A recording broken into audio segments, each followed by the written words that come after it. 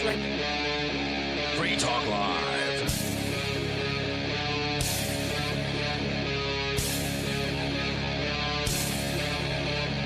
Hey, it's Free Talk Live, and you can join us here. Just dial in toll-free and take control of the airwaves, where you can bring up anything that's on your mind.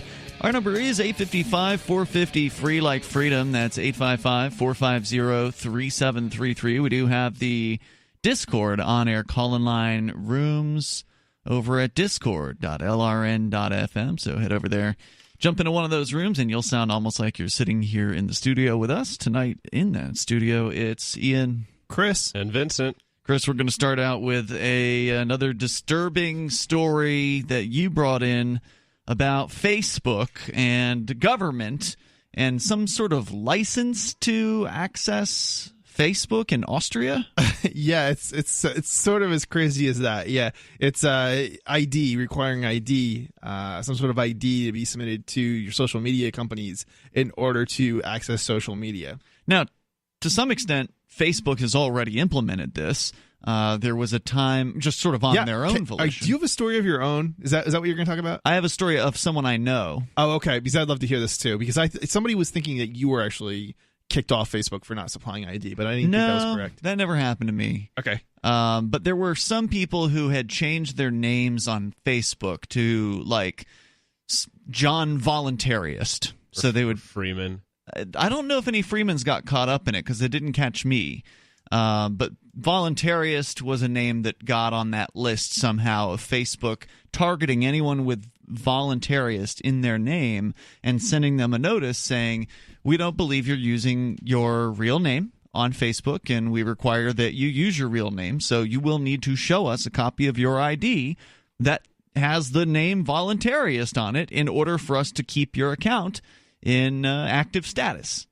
And or you can change it to your real name, and I think they might have still required to show ID just to change it to whatever other name they wanted to change it to. So basically at that point, everybody with a questionable name, and it wasn't just Voluntarist, a questionable sounding name, because just because it's I mean, if it doesn't, anyway, you could have been given that name by your parents. Right, exactly. Facebook didn't believe that you were, and they want you to show government ID to prove this. And this was a few years back, maybe even several years ago. It feels like it's been 4 or 5 years since I heard about this happening. So all I'm saying is here, it sounds like Facebook already had done this sort of on their own volition, or maybe it was the government who asked them to do it. No, I haven't really read deeply into the story, so I don't know the details. But I think, from the sounds of it, it sounds like it's going to be for everybody who wants to use social media, presumably in Austria.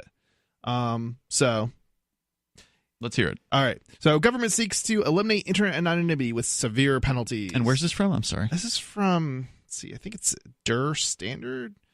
Is that a European? I think this is German? Actually a translation of an article that was in German. German, yeah. Der Standard sounds German. Yeah. Okay, wait a minute. Uh-oh. There's also other news that's related from CNET.com about the UK ready to unleash an internet safety czar on Google, Facebook, and Twitter. So if you want to comment, you're welcome to join us here. The toll-free number is 855-450-FREE. That's 855-450-3733. So, Chris, there's a Daily Mail article here. Do you think that'd be better? Because a lot of the time, the Google translation or whatever is, makes it difficult No. to read. This wasn't a Google translated article. This was somebody actually translated it who knew what they were talking about. So okay. I have it here. We can go ahead and start. Sorry, I was in German at first. I was like, "What's going on?" I knew I had an English version, but okay. So users of online forums in Austria will have to provide operators with their true identities or risk fines that could run into the millions. Now, I do have to wonder: does that mean the operator gets the fine, or the user individual gets the fine? Yeah, it's not clear. Yeah, I'm assuming it's the operator, because millions. The average of dollars. user can't pay $1 million or whatever. Right, and the operator would have to, be the one to enforce it. So it's, Those in Australia wishing to post content on the internet in the future will no longer be able to do so anonymously. According to the government's new draft law on diligence and responsibility on the web, users will have to provide their first name, last name, and address to platform operators. In the event of an investigation, operators would then have to supply that information to government agencies, or, in some cases, to private persons in cases of insult or defamation. So basically, anybody with a fake ID can get an account and make it look like somebody else was posting. They would be able to post as somebody else. If I had a copy of your identification, Vincent, I could just go ahead and sign up on one of these sites. And what's to stop me from doing that? What's to stop fake accounts from being created with identification? Humorously, it says that you can actually still use a pseudonym. So it's not to tie names to addresses. It's so that police can go and arrest people they basically don't like. Or who violates, of these online social media hate speech laws. That's probably it, because they have a lot of those in the EU and Germany and Austria. Yeah, it doesn't affect all platforms. It affects any platform that has more than 100,000 registered users, or I guess earn more than 500,000 euros in annual revenues, or receives government press subsidies of more than 50,000 euros. Well, if they're receiving a subsidy from the government, I can't say I feel bad for them. Yeah, but 50,000 euros is really not that much. No, I mean, it's like no more than probably $70,000 US.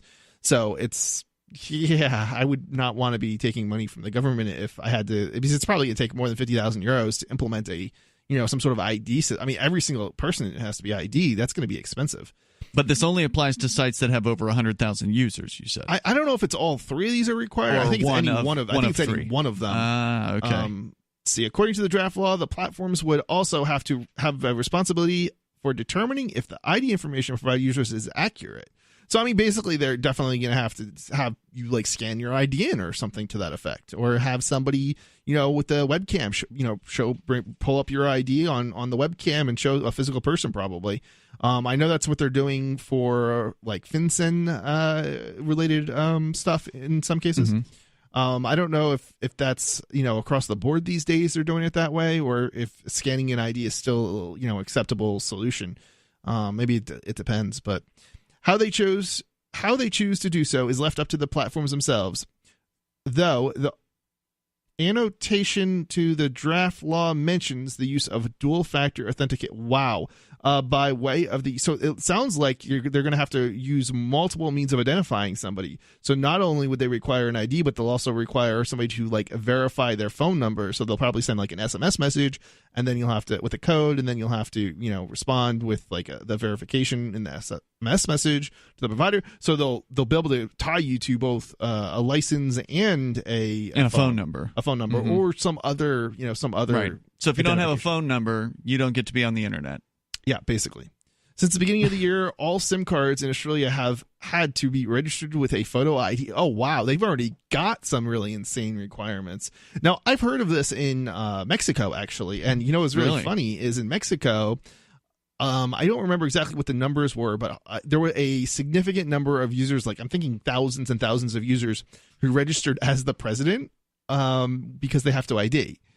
So where did they do this? This was in Mexico. I know, but on which site did they register as the president? No. Phone. So basically, in order to get a SIM card in Mexico, you have to ID yourself to the person selling it to you. Yeah, and register your name with them and stuff. Well, apparently, it wasn't a very good system because thousands of people were registering as the president of Mexico the day the law came into effect. Wow. So even though people were registering, did the person at the phone store not know they were giving the name of the president? I don't know. Who knows? Can you imagine the look you would get if you went into a phone store and tried to claim your name was Donald Trump as you tried to open an account? The thing is, Mexico is so corrupt. It's not a Western style democracy that holds corruption up as this thing where we're going to throw you in jail for the rest of your life if you somehow accept bribes. It's kind of the status. It's the they're more open about accepting bribes and being corrupt than they are in the U.S. or Europe or any of these. No, right. I don't necessarily. The other countries are just as corrupt. They're just not as its model of government is Western. I don't know. It's like a presidential. I don't know that's true. I mean, if you look at Eastern countries, and you pass some sort of security guy, you have to bribe him if you want to continue. I've never seen anything like that in the U.S. and it's the same thing. We're talking about politicians. That's who I was talking about. Okay, well, I'm talking about just corruption in general, not necessarily politicians. I'd rather give a cop a $20 bill than have to go to court. Sure, to me, this system's just as corrupt. There's just a sort of patina of legitimacy on it. More coming up here. Free Talk Live.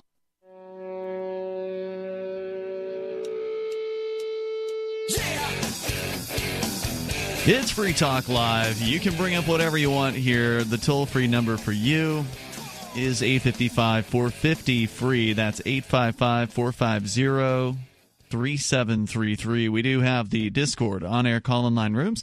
Hop on into one of those over at discord.lrn.fm. We're talking about the disturbing trend towards less anonymity on the internet. More sites demanding identification, in some cases in concert with government laws that are mandating it, in some cases just because they want to help the government and they haven't mandated it. They're just obedient, like the Facebook CEO calling just a few weeks ago, calling publicly for a government regulation of all social media. And he wanted it to be a global government regulation. He wanted all the regulations to be uniform across the entire planet. That's not going to happen. He's going to get a patchwork of laws is what he's going to end up with, and it's going to be impossible for anybody to comply with. That's smaller than basically Facebook. Right. By the way, I do want you to know about the Edge wallet. It is a great wallet. It's the one that I use more than any other cryptocurrency wallet, and it's available for both iOS and Android. You can easily buy, sell, trade, and, of course, hold on to your favorite cryptocurrencies, including Bitcoin, Bitcoin Cash, Ethereum, tokens, Monero, Ripple, Stellar, and more.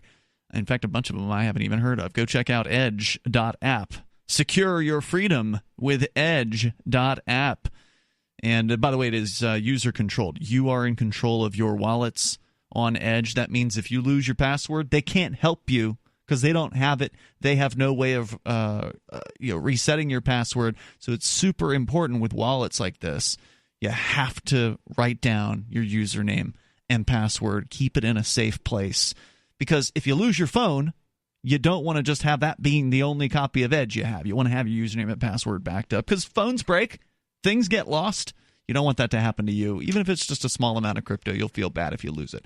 So do the backup process. Go to edge.app. It's a great app. I use it all the time. That's edge.app. Or go through your favorite Google or Apple app stores and download it that way. So Chris from thinkpenguin.com, you've been sharing with us this story about Austria. There have been a lot of bad news out of Australia, but this is Austria. Right. And mandating identification. The person who I actually got the story from thought it was Australia. Because just like I was mistake. Like last week they passed a law. Something. I'm trying to think what the law said was specifically, but it was Australia had this crazy law that they passed in reaction to the shooting in New Zealand. So, it's unfortunately they're using these terrible like shootings and things as an excuse to pass all these laws, and I think that's kind of where this also is coming from. So the law provides for significant monetary penalties if platforms don't conform to the law. Depending on the severity of the violation, fines could reach as high as 500,000 euros and could rise to €1 million if the offense reoccurs. Wow. The Australian Communications Authority, more commonly known as Austria, that's the FCC over there, right? Would be responsible for enforcement of the law, which also applies to forums such as those operated by Standard. I don't know what that means. E-commerce platforms are exempt, however, as are platforms. Standard is the name of the website. Is it? Remember, it was like Standard something or other. I got you. Yes, you're right. German you're right. website. So they're saying this would apply to their forums. Yep. Let's see here. E-commerce platforms are exempt as are now. This gets really hilarious.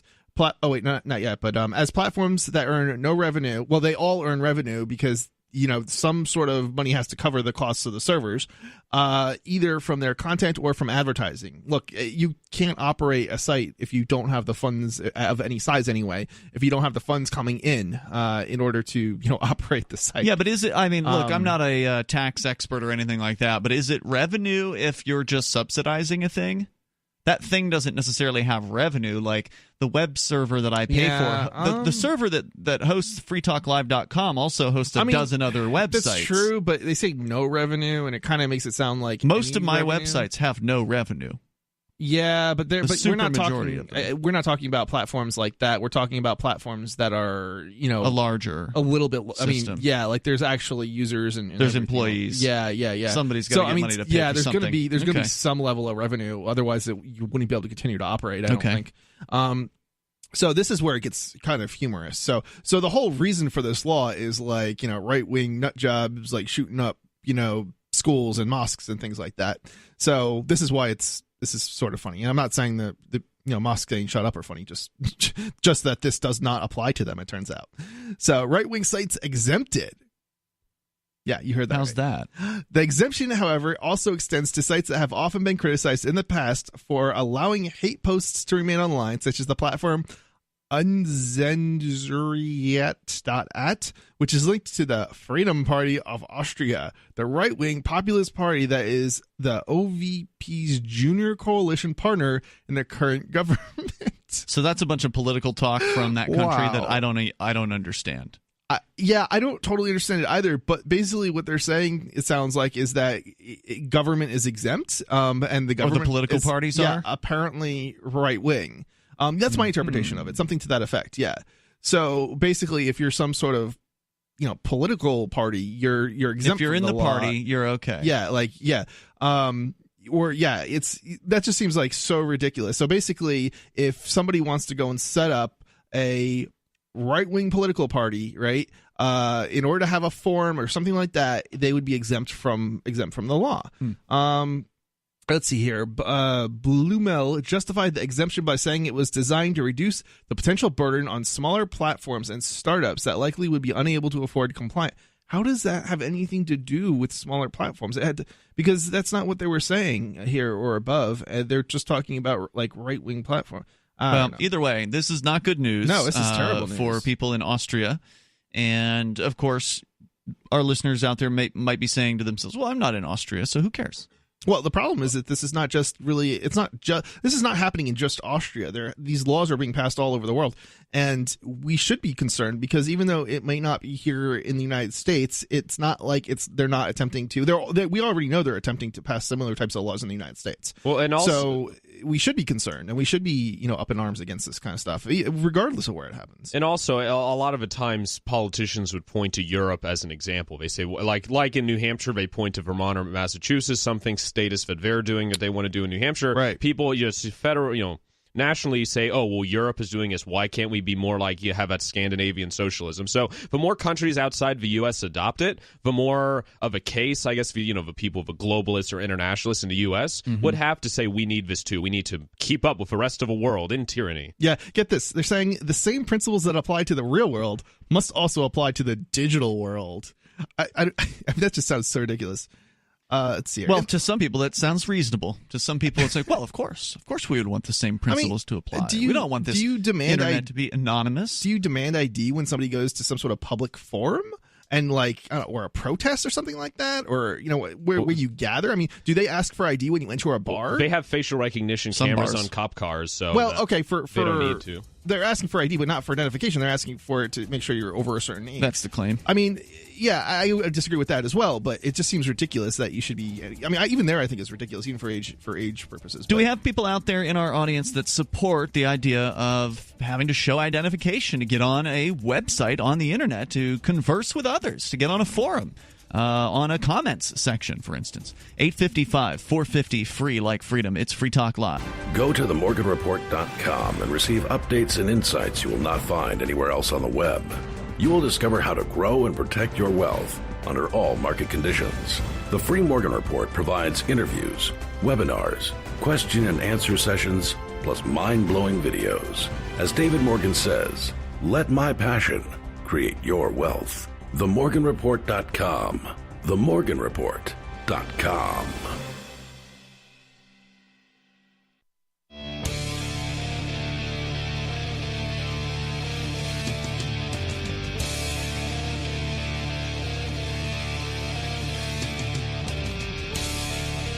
It is Free Talk Live, and you can dial in toll-free here at 855-450-FREE like freedom. That's 855-450-3733. We've got the Discord on-air call-in line rooms. They're open and available to you.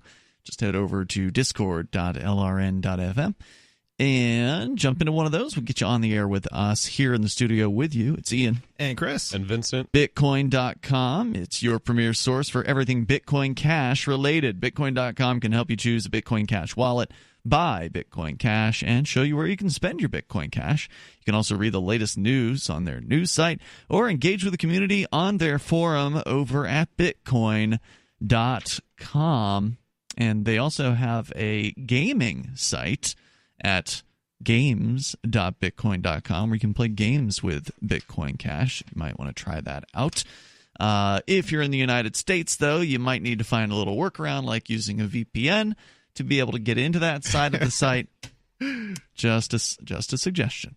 All right, so coming up, we can talk about, is making video games a dream job? One programmer says it is not, and he's mad about his experience working with mega game companies out there. He's demanding programmers should unionize. And as somebody who is a programmer, Chris, I imagine you're going to have some opinions about this. Yes. That's on the way. Plus, I think, Vincent, you had a story about this politician from Massachusetts who's got a plan to do God knows what. Well, yeah, to reappropriate land stolen originally from the Native Americans. Reparations, as they call it. No, reappropriate means to do something else with it other than give it back to them. Oh, which knowing this politician from Massachusetts' background, one is sort of might be surprised by that. Yeah, so we can get into that.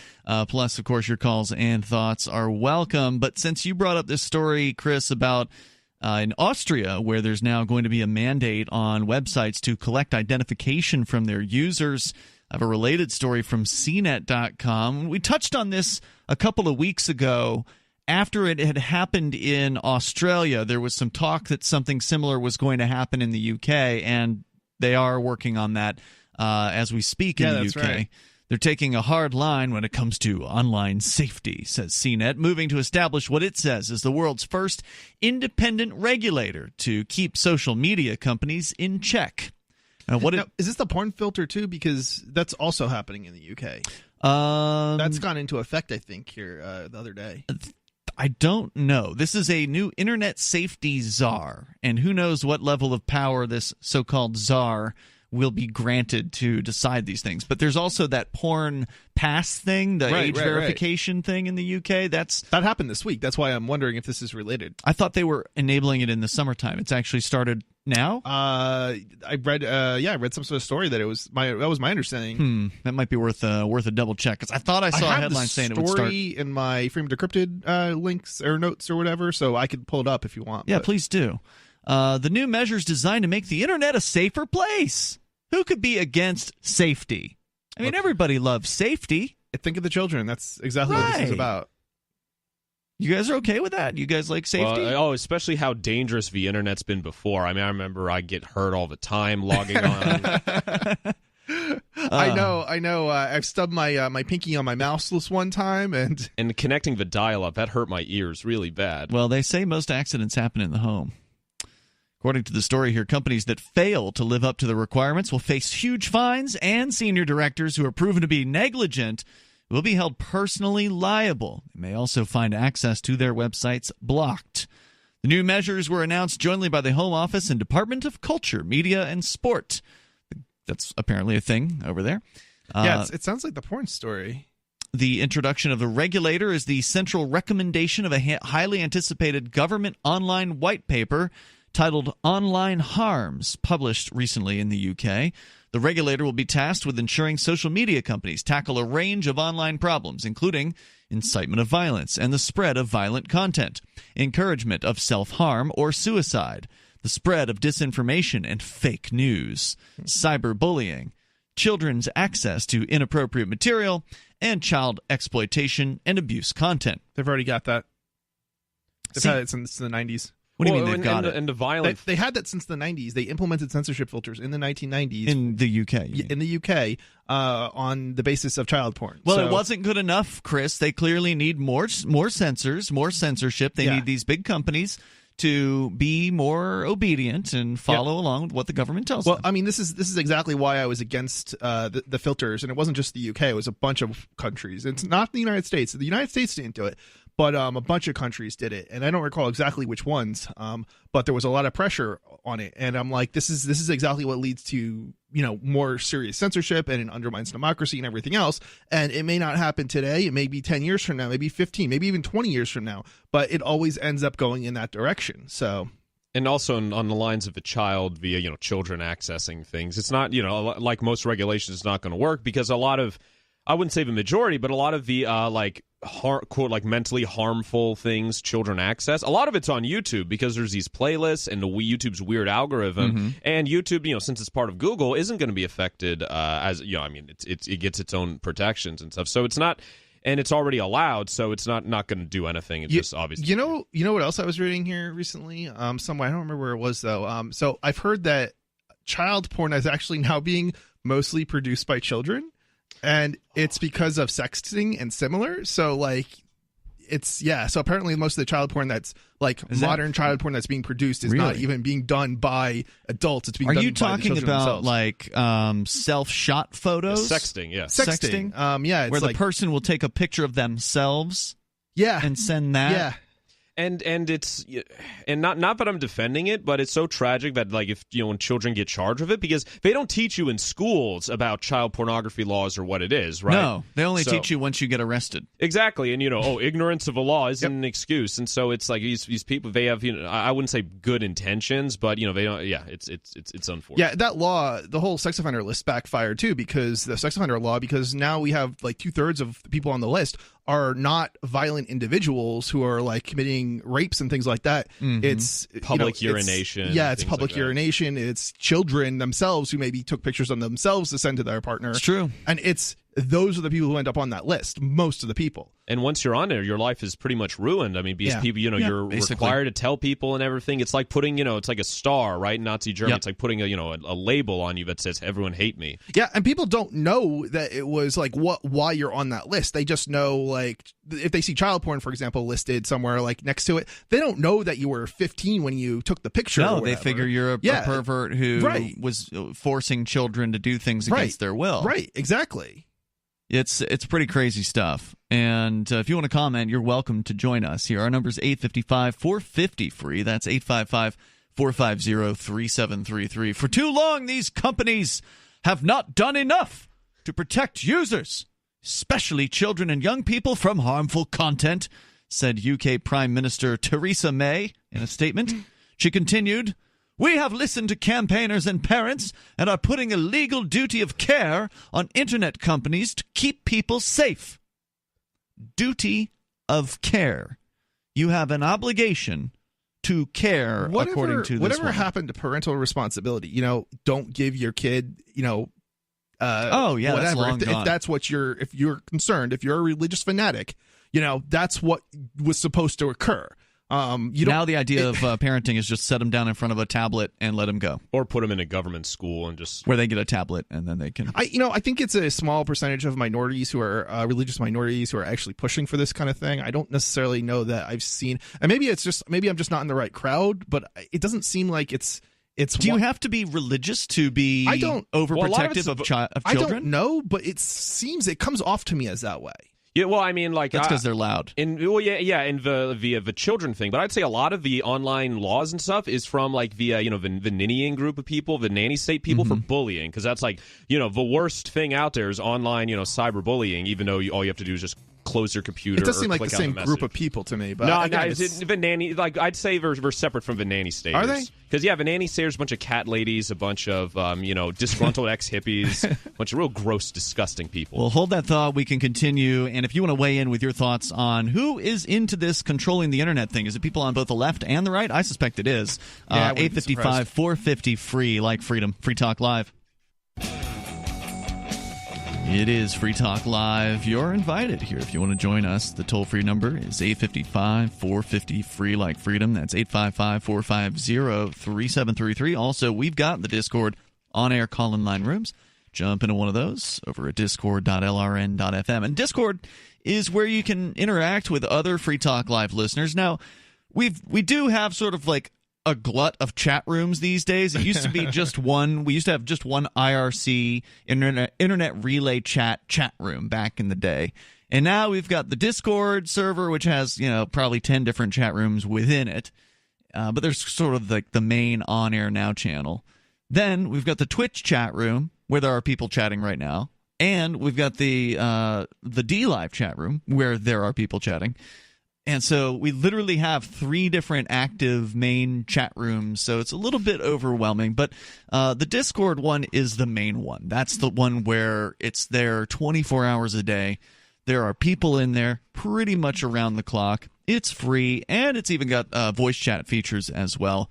Like I said, it's one of the ways that you can call into the show is through our Discord server over at discord.lrn.fm. That's discord.lrn.fm. As we continue here, we will take your calls and thoughts about what you want. Let's go to the phones, and then we can talk more about these regulations that the UK is going to be forcing on social media, although some in social media are demanding it. They're welcoming it. They are loving the hand of government up there, so-called wherever. But let's go to Sarah first. You're on Free Talk Live. Hello, Sarah. Yes, I'm very much in favor of the federal government raising the legal smoking age to 21. Well, why don't you just go all the way and favor them raising it to 101? Or banning it altogether. Yeah, I was just say, why don't you just banning it? Well, I prefer it like maybe age 50. Are you serious? Yeah, but of course she is. Yeah. Wow. But my Sarah whole doesn't point joke. is that She doesn't. I don't think I've ever heard Sarah joke. Crack a joke. This is just absolutely insane what she's suggesting. How is it that she can even think she that wants this to save people? She wants to help. It's right back around to this mentality. So we were asking the question about who wants to protect the children. Sarah is a hard left communist, and she wants to protect the children here. She wants to save people all the way up to age 50. Even the communists smoke. Like, I don't understand this. Like, well, the thing is, how about this? I am tortured by secondhand smoke. You know, so it's personal. Well, the thing is, it's one thing if it only bothers themselves, but they always bother everybody around them. They have to breathe it in. That's the problem. That's where I'm in support of it. You don't have to go near those people, though. Yeah, it seems like ridiculous. Smokers have gotten so much more conscientious of the fact that other people don't want to be around them in the past 20 years. It's nothing like it was, I remember when, smoking was in the restaurants and everything else. Well, now people can't even go outside and smoke. I mean, it's just, and people never smoke in, even before it was the law where I don't even know if this is the law everywhere, but you can't smoke in the car with like your kids and stuff. I mean, people already weren't smoking in the cars with their kids, and they were going outside of their own homes to smoke because they had kids and things like that. I mean, the idea that we need to have laws on all this just is ridiculous. Well, I want to bring in an expert on the subject here. We've got Dave calling from Poughkeepsie, New York.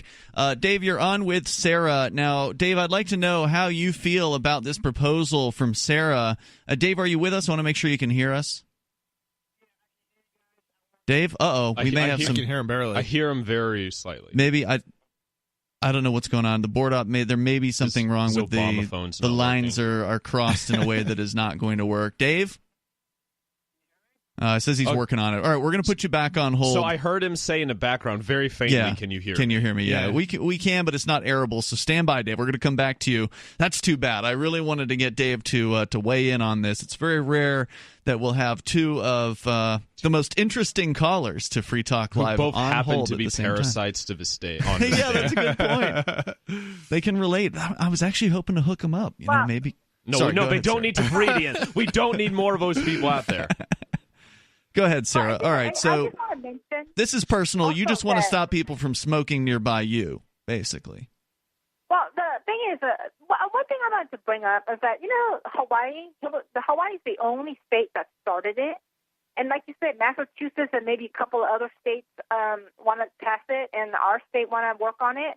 So there's another 5 states want to make it 21, and now the whole federal government wants to make a national law. Yeah, actually, Chris, our Thursday night, Chris had that as his show prep last night, was that there was this Republican guy, and Mitch McConnell, I guess, who's proposed a 21 be a nationwide law. I mean, it just sounds so ridiculous, because it's like we're supposed to be able to do these things at a state level, so each individual state has the ability to do what its own citizens want. The idea of passing it at a national level when it has what you want in your state doesn't affect the person in the next state, right? Like, it shouldn't affect the person in the next state. So but that's the whole point, is that it starts somewhere, and then everybody likes it. A couple of states adapt it. Next thing you know, the whole country's doing it. That's the how whole it works. country It's wants not to- because people like it. No, it's the same thing with communism and Bolshevism and Marxism. It's like, they start out in one place, everyone hates it, but they're like, well, and they blame their failures that not everyone else is communist. So the same thing with cigarettes. They're like, well, people are just going to adjacent states or cities or towns to get cigarettes, so we got to make this thing global or national. Sarah, here's the problem, okay? You're forcing it. When you do it at the federal level, you're forcing it on every other state, in states that don't necessarily want this law, okay? It's one thing if those states that didn't want this law, well, did pick it up voluntarily on their own after you passed your law in your state. That's fine, but that's not what's going on. You're literally going to the national government and saying, pass this law, we're going to force it on other states that don't want this law. Well, but the thing is, it's like banning asbestos, like removing lead from the paint. Again, it could happen at a state level, man. It doesn't have to happen at the federal level. I've still got asbestos siding on my house, Sarah. It hasn't been banned.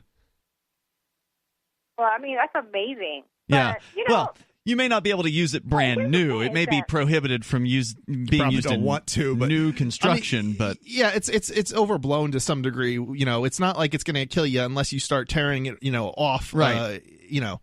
Yeah. Hey, Sarah, I think we may have Dave here now. I'm going to see if I can bring him in. We're going to try him one more time. Dave, are you there? Yeah, can you guys hear me? Yeah, we got you now. All right, Dave, what do you think about Sarah's proposal that the smoking age be raised to 50? Just so you guys know, I don't smoke, I vape. Oh, okay. Well, it would affect you too. Well, it would be included. Yeah, definitely. they would ban all vapes too, up to age 50. So wait, does this change your opinion if it was vaping? I called in because I wanted to bring up my own subject instead of smoking and vaping. Yeah, but Dave, aren't you looking for a hot date? Aren't you looking for somebody to go out with? I wanted to talk about my own. Would you be willing to travel, though? I mean, we can get to whatever you were calling about, but I'm just wondering, would you be interested in traveling to, say, New Mexico to meet an older, distinguished lady? If you guys are willing to pay for it, yeah. Don't think that's happening. You dog. All right, Sarah, thanks for the call. I tried. I mean, I was trying to hook her up with Dave. I don't know. Dave, what were you calling about tonight? There's a woman on YouTube. Her name is Jacqueline Gran, and I really hate it because she's a redheaded atheist, and I don't really, everyone keeps on saying... Wait a minute, hold on. Now, wait. Slow down. So there's a woman on YouTube. You hate her because she's a redheaded atheist. Does that mean you hate all redheads and all atheists, or only hate atheists who happen to be redheads, or... That kind of suggests she's probably religious, right? I just hate her. I even made videos about her. Okay, so you don't hate all atheists or all redheads? Neither. I just don't like Jacqueline Grant because there are so many people who support her and they keep on sending her gifts and gifts and gifts, but nobody sends me anything. Why are people sending her stuff? Well, if I recall correctly, there was a time when somebody sent you something in my name. We can't say what it was, but I recall you doing an unboxing on your YouTube channel, Dave. So I think you're telling a lie when you say that people don't send you things. Not all the time, but people just send her things all the time. Well, is she pretty? Is she pretty? What? Is she attractive? You can Google her name. I don't Jacqueline even know. Gran. Greg? G-R-E-G? She's a redhead, possibly. No, Jacqueline Gran. Jacqueline Gran. How do you spell that last name? I can't understand it. G-L-E-N. Jacqueline Gran. G-A-E-N? Dave, have you tried taking some cues from her, maybe? Her name is Jacqueline Glenn. Oh, Glenn? G-L-E-N? Yes. Okay. Maybe if you pretty yourself up, you would get people sending you stuff too. She's not a real redhead. All right, 2 out of 10. She's cute. She's cute. The Millionaire Matchmakers is what she's called. Ian's gotten desperate in his old age, and his standards have fallen. Man. Dude, he's not even that old. What do you hate about this lady? Do you hate? Do you hate her because she won't talk to you? No. Why are people sending her stuff, not even sending me stuff? Or why are people giving her things all the time? Because it's a free market, Dave. It's a free market. People prefer her product to yours. You're gonna have to Big dress time. yourself up and make yourself sexy. He can't even come close to this girl. 855-450-FREE. That's even a fake redhead. 855-450-3733. We got more coming up. Free Talk Live. She seems happier. Her fur is so much shinier, silkier, softer.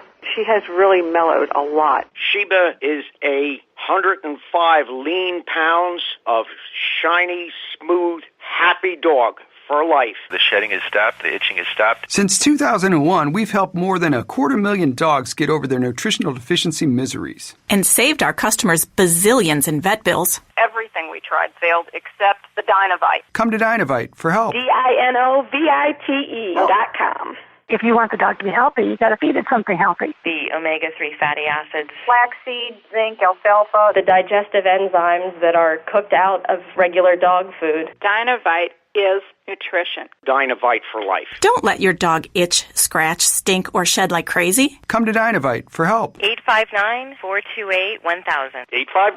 859-428-1000. DINOVITE.com.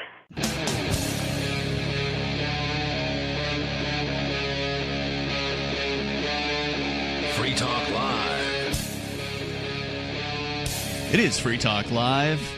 You can dial in toll-free, bring up whatever's on your mind. Our number here is 855-450-FREE, like freedom. That's 855-450-3733. We do still have Dave in Poughkeepsie, New York, on the line with us. He held on. I had more questions for him. He's very upset about a woman on YouTube named Jacqueline Glenn. Now, I have never heard of Jacqueline Glenn before Dave's call tonight. Have either of you heard of Jacqueline Glenn? Okay, apparently she's an atheist. I don't know if she's known for anything else besides being, pretty attractive, being an atheist, being on YouTube.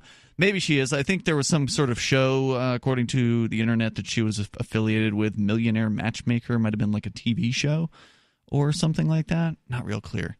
However, a quick search for Ms. Glenn did, of course, pull up her YouTube channel entitled Jacqueline Glenn. And what do you know? There's a video with 87,000 views featuring none other than Dave in New York. Dave, did you know that this woman actually made an entire video about how you are pretty nuts? Yes, I do know because I saw it. Yeah, I'm just going to play a brief clip here for our audience. I can't play much of it because she says words that you can't say on broadcast radio, but I think the very first several seconds here will give some indication of why Dave is really upset at Jacqueline Glenn. Here it is. Today is my birthday. Woo! Getting old. Yeah. So I decided to make a video to just fill my heart with warmth and love from all of you guys. So that's definitely what this video is going to be. Stop supporting Jacqueline Glenn. She has never, ever, ever gotten naked once on camera. That's what this is all about, isn't it, Dave? That's why. You're not mad at her because she's an atheist or she's got red hair, as you initially had said on your call in the last hour, but it's because you wanted to see her naked. You scoured the internet to try your damnedest to find pictures of this girl naked, and you couldn't find it, so you made a rant video about why on earth would someone support? Is she teasing the viewers just out of curiosity, or does she actually have some sort of top on? No, she's got a top on. She goes on and on about me and so on and so forth. I wish she would do porn, Okay, well, at least you're coming out, you're being honest here with us, Dave, about why you're bothered by this young lady. Is it your belief that everyone who is an attractive female on the internet should get naked for you? It's just, people keep on sending her things, and they should send me things, stop supporting. So you're jealous on top of that. Number one, you want to see her naked. You're mad that you haven't. And number two, you're mad because, let's be honest, she's way more popular than you are, probably way more popular than we are.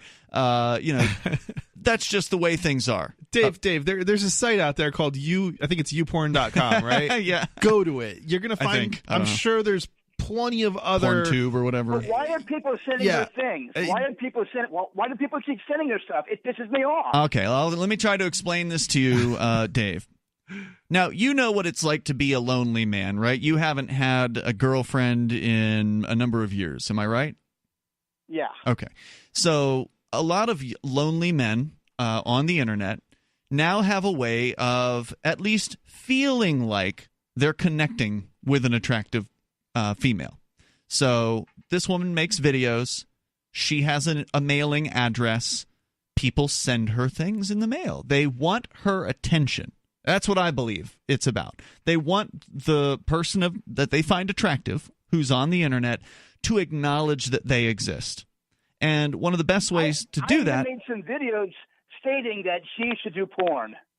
Yes, that's correct. And she has acknowledged that you exist. However, it was not in a very positive fashion. And like I said, I can't play more of this video. It's 11 minutes long. She goes through a couple of haters who aren't Dave, and then about halfway through the video, and I'll put the video link on our social media, Twitter, Mastodon, and Telegram, and folks can see this for themselves. I also already dropped it in our Discord chat so the folks there can see it. But so does that make any sense to you, Dave, that somebody who wants attention from an internet person, if they send that person money or if they send them some sort of gift, then there's a chance, like some of these YouTube people will do unboxings on their YouTube channel. Oh, I got a gift. I should record this and, show themselves. Does she do that, Dave? Attention. Huh? I want attention. Yes, we know you do. Okay, That's why and you're after calling. listening to Dave's call during Radical Agenda today, I have to say, Dave, you are the most petulant man-child I have ever seen. You're like a proto-millennial. You want everything your way, exactly how you want it right now, but you're not willing to give any of the work into getting it done. Dave, you're getting tons of attention already. So you listened to Chris Cantwell today, huh? Huh? So you were listening to Chris Cantwell today, Yeah, huh? I listened. It was his first episode in a while, so I listened. And yeah. So? What? Yeah, because Chris Cantwell was on today. Okay. So? And you listened because I called him today. Yeah, I know, but Yeah, so I'm that's referring what to. he And you did referenced. you had the same exact behavior as you do every Did time he call you call. with the same complaint? Did he call Chris about this girl? No, he talked about something else that I won't mention. Well, at least he didn't call about the same damn thing. Good point. Yeah, that's true. Every single show, like Sarah does. Yeah, that's what she does. Like she doesn't just call our show. Behavior. Right. Well, I mean, Dave's definitely a nut job, but at least he's a little more entertaining. Now, Dave, so you said you want attention. Unfortunately, in this life, you weren't born as a hot young female. They have a solution for that now, though. I don't think you could make Dave into a hot female, no matter how much money that you poured into him. That's true. Maybe just into a lady. There's plastic surgery and everything, but it can't. To some extent, it's garbage in, garbage out. That's true. You know what I mean? And look, Dave, I'm not saying I'm great looking or anything. Huh? People keep on sending her stuff, and people should send me stuff. Yeah. I'll do one. Well, why don't you give out your address? It's P.O. Box 313. You got a P.O. box. Nobody can send you anything with a P.O. box, Dave. Don't you know anything about P.O. boxes? You can't send UPS or FedEx to a P.O. box. Yeah, you can. No, you cannot. You can send postal service packages to a P.O. box, but you cannot send UPS or FedEx or DHL or any other private carrier. So if somebody wanted to FedEx you a box of whatever, they couldn't do it. But go ahead, give out your P.O. box address. There are only a few people who have my home address, and I don't. You mean your house in the welfare? It was a public Section 8 housing. What was it? Where were you staying? No. Wasn't it at like a battered women's shelter at one point? Yeah, I know. I moved out of the BWS back in 2016. The battered women's shelter. Okay. So where are you now? I still live in Poughkeepsie, but I don't live at the BWS anymore. Right. Is it in your own house that you pay rent for, or does the government pay for it? It's an apartment complex. That didn't answer my question. Still waiting for the answer. Complex. Dave's been unemployed since 2013, so Ian, I think that answers your question. Somebody's paying for it, that's for sure. Yeah, so Dave, you're on welfare, aren't you? It's not welfare. I am retired. Well, okay, so that, I mean... So Social Security, you're getting Social Security checks? So he did pay into it, at least. Presumably. You did pay into Social Security at some point, right? How old are you, Dave? Are you even in your early 30s at this point? I am 44. Really? Wow, how is that? That's not retire. That's not Social Security. That's not retirement anyway. Well, I mean, anybody can retire. It's his excuse, because I guess somehow Dave has a little bit of shame that he doesn't want to admit that he's on the dole, that he's a parasite. I worked all my life, okay? I worked. No, from you the didn't. 1990s No, you're not. up until- You're 44. Yes, I did. You don't know me. I worked from the 1990s all the way up until 2013.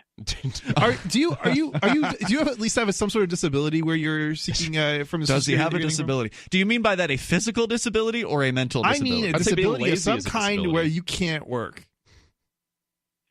It's called I've being been lazy. working from the 1990s all the way up until 2013. Okay, that's I 6 am years ago, retired. Dave. That's 6 years ago. The question is, can He you worked work? from 1999 until 2013, so like 15 years or less. No, 90.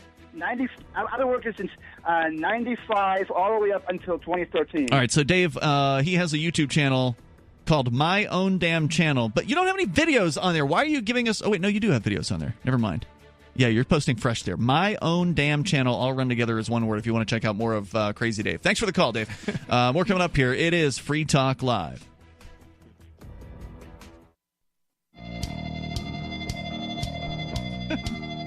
After spending more than a segment with Dave, he complains because we hung up on him. He says, didn't get enough time.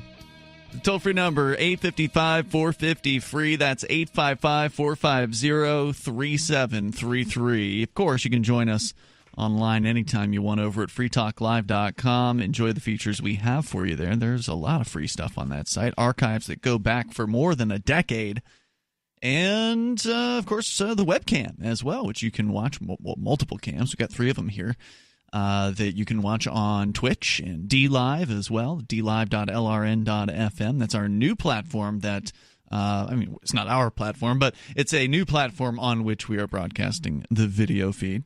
And if you want to learn how to accept cryptocurrency at your point of sale, the business that you run, maybe you got a real life mom and pop brick and mortar business, and you want to take Bitcoin, you want to take, let's say, Dash or Bitcoin Cash, Zcash, or others, you can go to helpmetakebitcoin.com, and they will walk you through the steps, and they are as easy as it currently gets. This is state-of-the-art stuff that we're talking about from the folks over at AnyPay.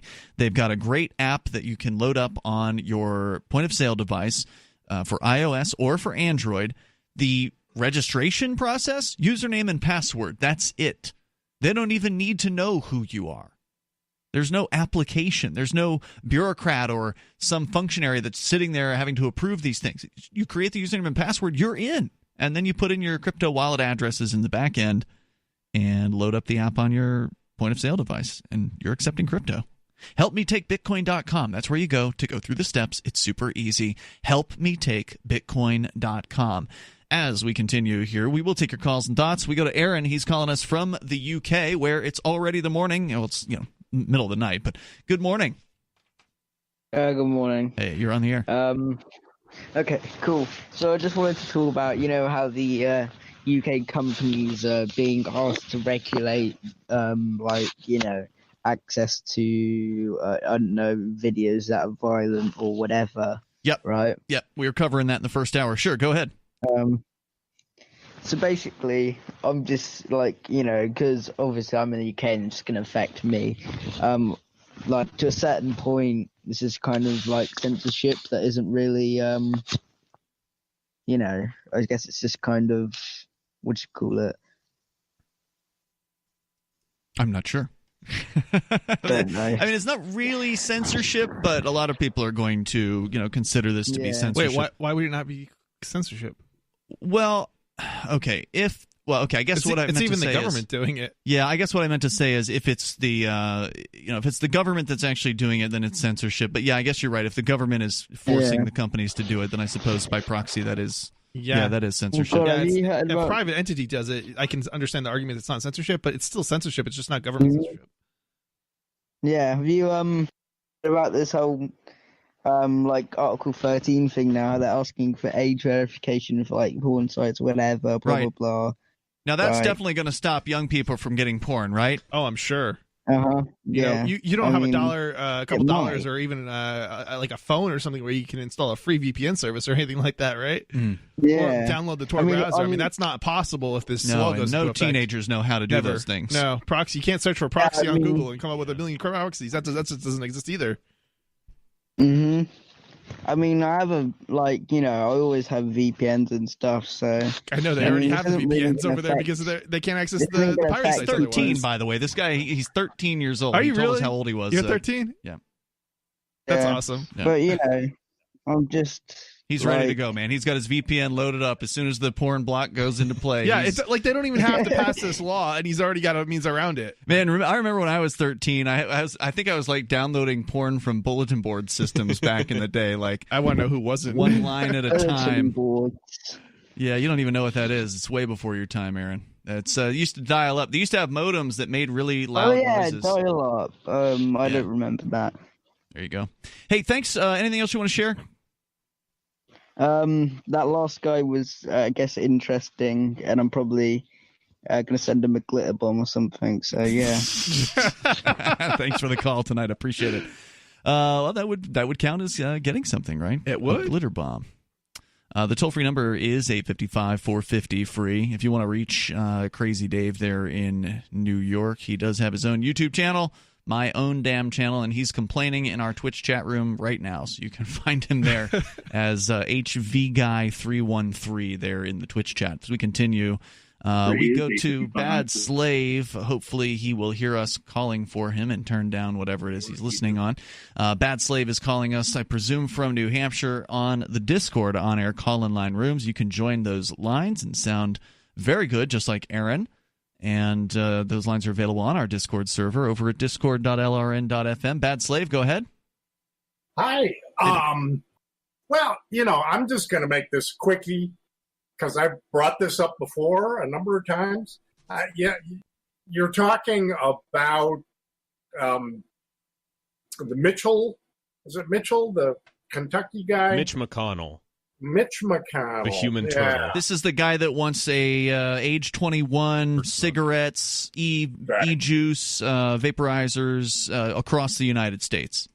So I'm asking, when did either the people or the states give that power to that guy? How about never? Well, they've already done it with regards to alcohol. The reason why, from my understanding, what I learned, the reason why all 50 states have 21 as the age for alcohol is because most states obviously wouldn't want to have it. But the federal government threatened to withhold highway funding. That's right. Yeah, that's the reason. Yep. Yeah. Well, there's the problem: is giving them that taxation in the first place. This can all end with good nullification laws right here in the Shire. So it can, but unfortunately, there's a bill that's being proposed to raise the age to 21 here in New Hampshire as well. Yeah. Well, at least at that point, there would be a valid state power involved. There's no valid state power. The state is an idea that is a terrifying concept. I'm just saying that by I get what you're saying. By the Constitution, they can pass laws, and they can pass laws, and of course, nothing is a Republican form of government, which means the protection of rights. Well, so I mean, you're right. They're outside of everything. If indeed the state is... We need to announce that. Yeah, if the state is a voluntary organization, which they claim to be, they claim that in the New Hampshire Constitution that all good government grows out of consent. And right. We know that people do not consent to the rule of the state, but yet they continue to be rulers over us. So there is no legitimate state because no state operates by consent. Correct. Yeah, Thank you. I think he's got a point here in that. Thank you for the call, it at least should be a state-based thing, not a federal-based thing. And I think that's where Slave was trying to go with that. Well, then even though I agree that it shouldn't be the case in New Hampshire. Keen, there's a municipality ban on 21 and under. And I definitely don't think that should be the case in New Hampshire. But 855-450-FREE is our toll-free number. That's 855-450-3733. Whether it's cigarettes, smoking bans, or porn bans in the UK or beyond. We've also got more on this internet crackdown to come. And Elizabeth Warren has a plan, and Vincent wants to tell us about it. It's Free Talk Live. Does your dog itch, scratch, stink, or shed like crazy? Come to Dynovite for help. Order a 90-day supply of Dynovite. Everything we tried failed except the Dynovite. Pick up 2 bottles of Super Mega Fish Oil. Get the 3rd bottle free. Packed with omega-3, DHA, and EPA fatty acids. Super Mega is great for your dog's immune system, healthy skin, and soft, shiny fur. Dogs love it. Try Super Omega Fish Oil. Buy 2, get 1 free. At Dynovite.com. DINOVITE.com.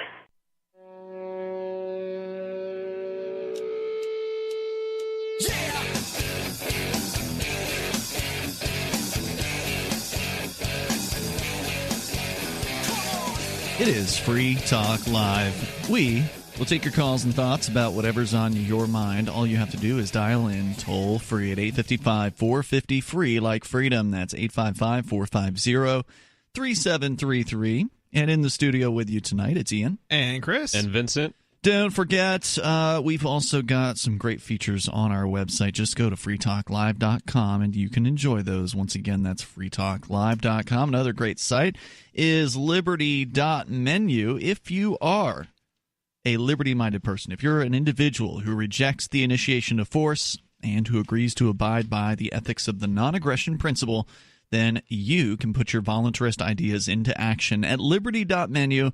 And that is a directory for events, businesses, and digital content. So whether you're a content creator, an events coordinator, or you got your own business you want other liberty-minded folks to know about, this is the place to be. And it's free to list the things that you do over at liberty.menu. That's liberty.menu.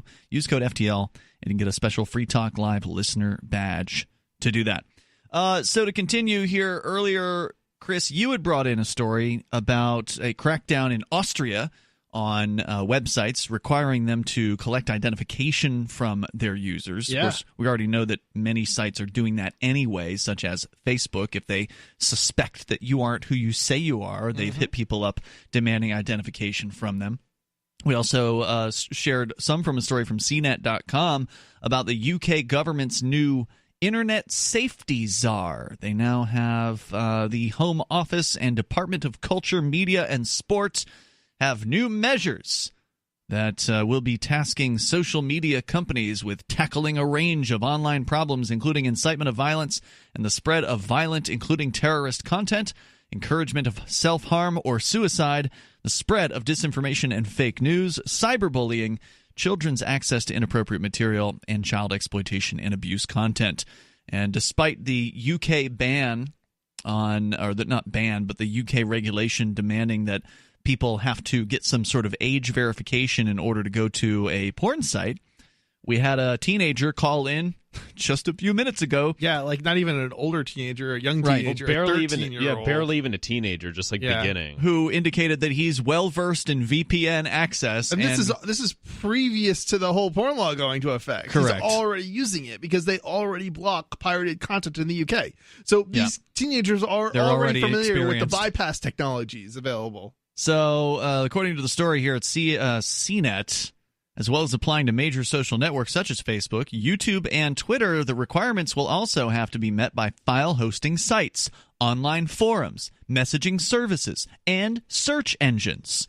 So this is just a straight-up across-the-board regulation for the internet. This isn't just social media. This is the UK? This is the UK. Oh, wow. I didn't realize it extended to, file sharing sites. Apparently it does. That is insane. Yeah. Because I thought it was only if it was, two-thirds of the content was porn. No. We're not talking about porn sites here. This isn't the... we're not talking about the age restrictions on porn sites. We're talking about a crackdown. Different set of laws. This is a crackdown on online harms. There's a white paper that the government wrote called Online Harms. So this hasn't passed yet. It says here they're moving to establish this. So I don't know. Okay, so that means it hasn't passed. Probably. I don't know. So that's okay. So that's interesting. So it's not clear. So this is additional on top of the porn laws. Then sounds like the UK government is trying to decide whether to appoint an existing regulator to the job or to create a brand new regulator position purely for this purpose.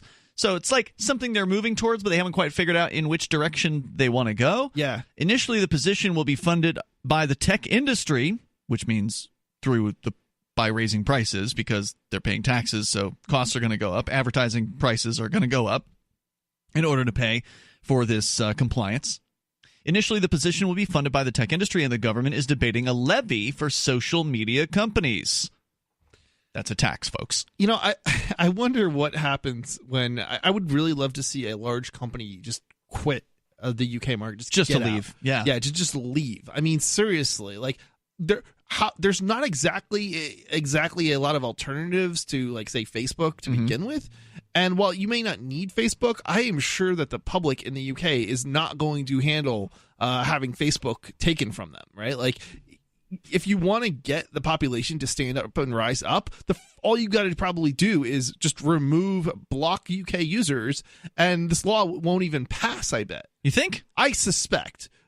I don't know. But they have to do people it. do love these Facebook. companies have to, they have to have their, They don't have the cojones. They don't have the huevos for that. They don't, but they should. The era of self-regulation for online companies is over, said Digital Secretary Jeremy Wright in a statement. He said further, quote, "Voluntary actions from industry to tackle online harms have not been applied consistently or gone far enough." Unquote. The measures announced by the UK Monday are part of a larger global move toward greater regulation for big tech. The efforts originated in Europe but have been gaining traction in the US, as well as with the leaders of tech companies, including Mark Zuckerberg and Tim Cook. Just a few weeks ago, we read the summary of Zuckerberg's essay that he wrote on why they should be regulated. He wants a universal coverage, a universal standard law, right? Right, that he, of course, writes what it's going to be. Right, of course he wants to write it, too. At a time of great upheaval in the UK, the government is deciding to stand up to Silicon Valley tech companies while hoping they'll continue to create local jobs once the country has departed the EU. There are still some elements of the new regulatory process that are up for debate. The chairman of the Parliament's Digital Culture, Media and Sport Committee, which recently published a report on fake news that branded social media companies as, quote, digital gangsters, said it's important that the regulators... Is that the pot calling the kettle black in that case? Well, they're literal gangsters, right. So there's a slight difference. Well, he's the chairman of the Digital Committee. Said it's important that the regulator has the power to launch investigations when necessary. He said, quote, "The regulator cannot rely on self-reporting by the companies. In a case like that of the Christchurch terror attack, for example, a regulator should have the power to investigate how content of that atrocity was shared and why more was not done to stop it sooner." You know, they were bragging about deleting like 1 million plus of these videos from the Facebook platform. What more could they have done? There isn't anything they could have done, because the reality is that a time in which they had to react was not sufficient.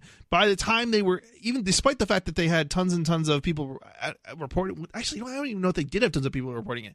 The point is that basically they didn't have time to react in the first place, but as soon as it did happen and they were made aware of it, they reacted, and they overreacted with overwhelming response. So the fact that they're being criticized for it, not good enough, like not fast enough. The government is even less efficient at like making stuff happen. So they suck at everything. How on earth is a company, a private entity, supposed to magically make it disappear before it's even been started streaming, right? Like before anybody's even notified them of it. Like, this is just insane. Any stream with gunshots in it should automatically be banned. I mean, it's just, how would you know? How you have to get an alert from a user that something offensive is happening.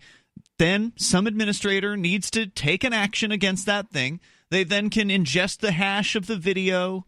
That way they can block that particular video from being uploaded, but then the people who know how to change videos around, somebody will reverse it, somebody will crop it, somebody will, there's these different techniques that they have to make it so that the auto detection system doesn't detect it. The thing that drives me nuts is that they don't even understand this concept of jurisdiction, right? Like, they have jurisdiction over, like, their country. They don't have jurisdiction over, other companies in other countries. So you're going to have those videos that do get streamed and then get blocked, still hosted somewhere else. I mean, are you going to block the rest of the internet because some of those other sites don't have? Well, I mean, that's what they're suggesting. Well, no, they can't block as much as they would want to. Yeah. They can't block the rest of the internet without completely getting rid of the internet and having some sort of intranet within the UK that only certain, like North Korea, right? Like, you can't access sites outside of their little bevy of state-run sites. And even North Korea has been ineffective as far as blocking content, because it gets sent in on like DVDs and flash drives now. Smuggled in somebody's the crevice. idea that they're going to be successful at blocking blocking the rest of the world is just absolutely They insane. won't be, but they don't have to be successful Even at with their blocking the police rest state. of the world, because if they can block it on Facebook, they've effectively blocked the content for most people, because most people won't leave Facebook. There's no way they're going to achieve that without shutting Facebook down. 855-450, freeze the toll-free number, 855-450-3733. If you want to join us, it's Free Talk Live. It is Free Talk Live. Open phones for you if you want to join us here. We're talking about the internet crackdown that's coming. Maybe not quite yet to where you live, but it's coming. It's hitting the Australia, New Zealand, the UK, Austria, apparently even. And it's only a matter of time before they try to crack down, probably in the United States. Will the internet survive it? I say it will, because the geeks are pretty good about running around the government's attempts, the government's pathetic attempts to try to control the internet. Of course, we have alternative methods of getting to websites like Tor, which ironically was created with the help of the government in the United States. But regardless, it is a useful system for anonymizing. It's humorous. Even without Tor, countries have had issues blocking it. Like Telegram was a great example. They failed to block Telegram. Who was they? The Russian government? The Russian government failed to block Telegram. They blocked millions of websites in the process. So the collateral damage was just amazing, and yet they still failed to block Telegram. Oh, by the way, you can still access our website over at freetalklive.com, specifically to join the AMP program over at ampamp.freetalklive.com, just like RV Chris has done. RV Chris, that's Chris with a K, is a gold amplifier. That means that Chris is giving $10 a month to the AMP program. AMP stands for Advertise, Market, and Promote. If you like what we do here on Free Talk Live, and some of you are new to the show, so you don't know exactly what we do, some people are upset. Actually, it was Dave from earlier, but he's not the first person to complain about the fact that we have commercials on this show, because a lot of internet shows don't have them. And, well, that's because we're on the radio. We're on broadcast radio on 190 radio stations, so we've got to have commercials in order for our local radio stations to be able to run their local ads. So there's reasons for all those things existing. But if you like the idea that we're on 190 radio stations around the United States, and you'd like to hear that we're on 100 more, maybe hit 300 at some point. Isn't there a cut version of the show too, without a lot of the advertising? Yeah, the podcast. Yeah, I mean, it seems like the complaints are not really valid. Well, I mean, for people that are watching live, there's no way to get around the commercials. That's true, but I mean, I think it's like not really a very. I mean, the complaint's kind of like mute. Well, for you and I, it might be, but for young people on the internet, people on the internet are spoiled. They're not used to. They're not used to having a bunch of advertising. It's like you're doing your own pirated version, of the show. Like, it seems just absolutely insane to be critical after that. They probably don't even know we have a podcast. Yeah, I guess, but you bring it up every so here often. and there. Yeah, we don't honestly talk a lot about the podcast. No, we probably should, but we don't. Yeah, but I mean, there is. I know he was here in Keene actually on the. I think he was even on the show, wasn't he? Who? The guy who does the cuts of the. Clips. The Free Talk Live clips. You mean? The shortened version of the show where he cuts out all the you're talking about the digest. Highlights. He's talking about what, Riley, I think. Yeah, Riley. Riley. Yeah. You're talking about the digest, so that's like a 20 to 30 minute version of Free Talk Live, where he kind of takes out his favorite clips from the show and boils it down to the best parts, or what he considers to be the best parts, and it's something he's been doing now for a few years, I think. So kudos to Riley for doing that. You can find those as part of our podcast. If you want to get our podcast, just go to feeds.freetalklive.com. You'll find our RSS feed there. The full one has our full shows and the digest in it.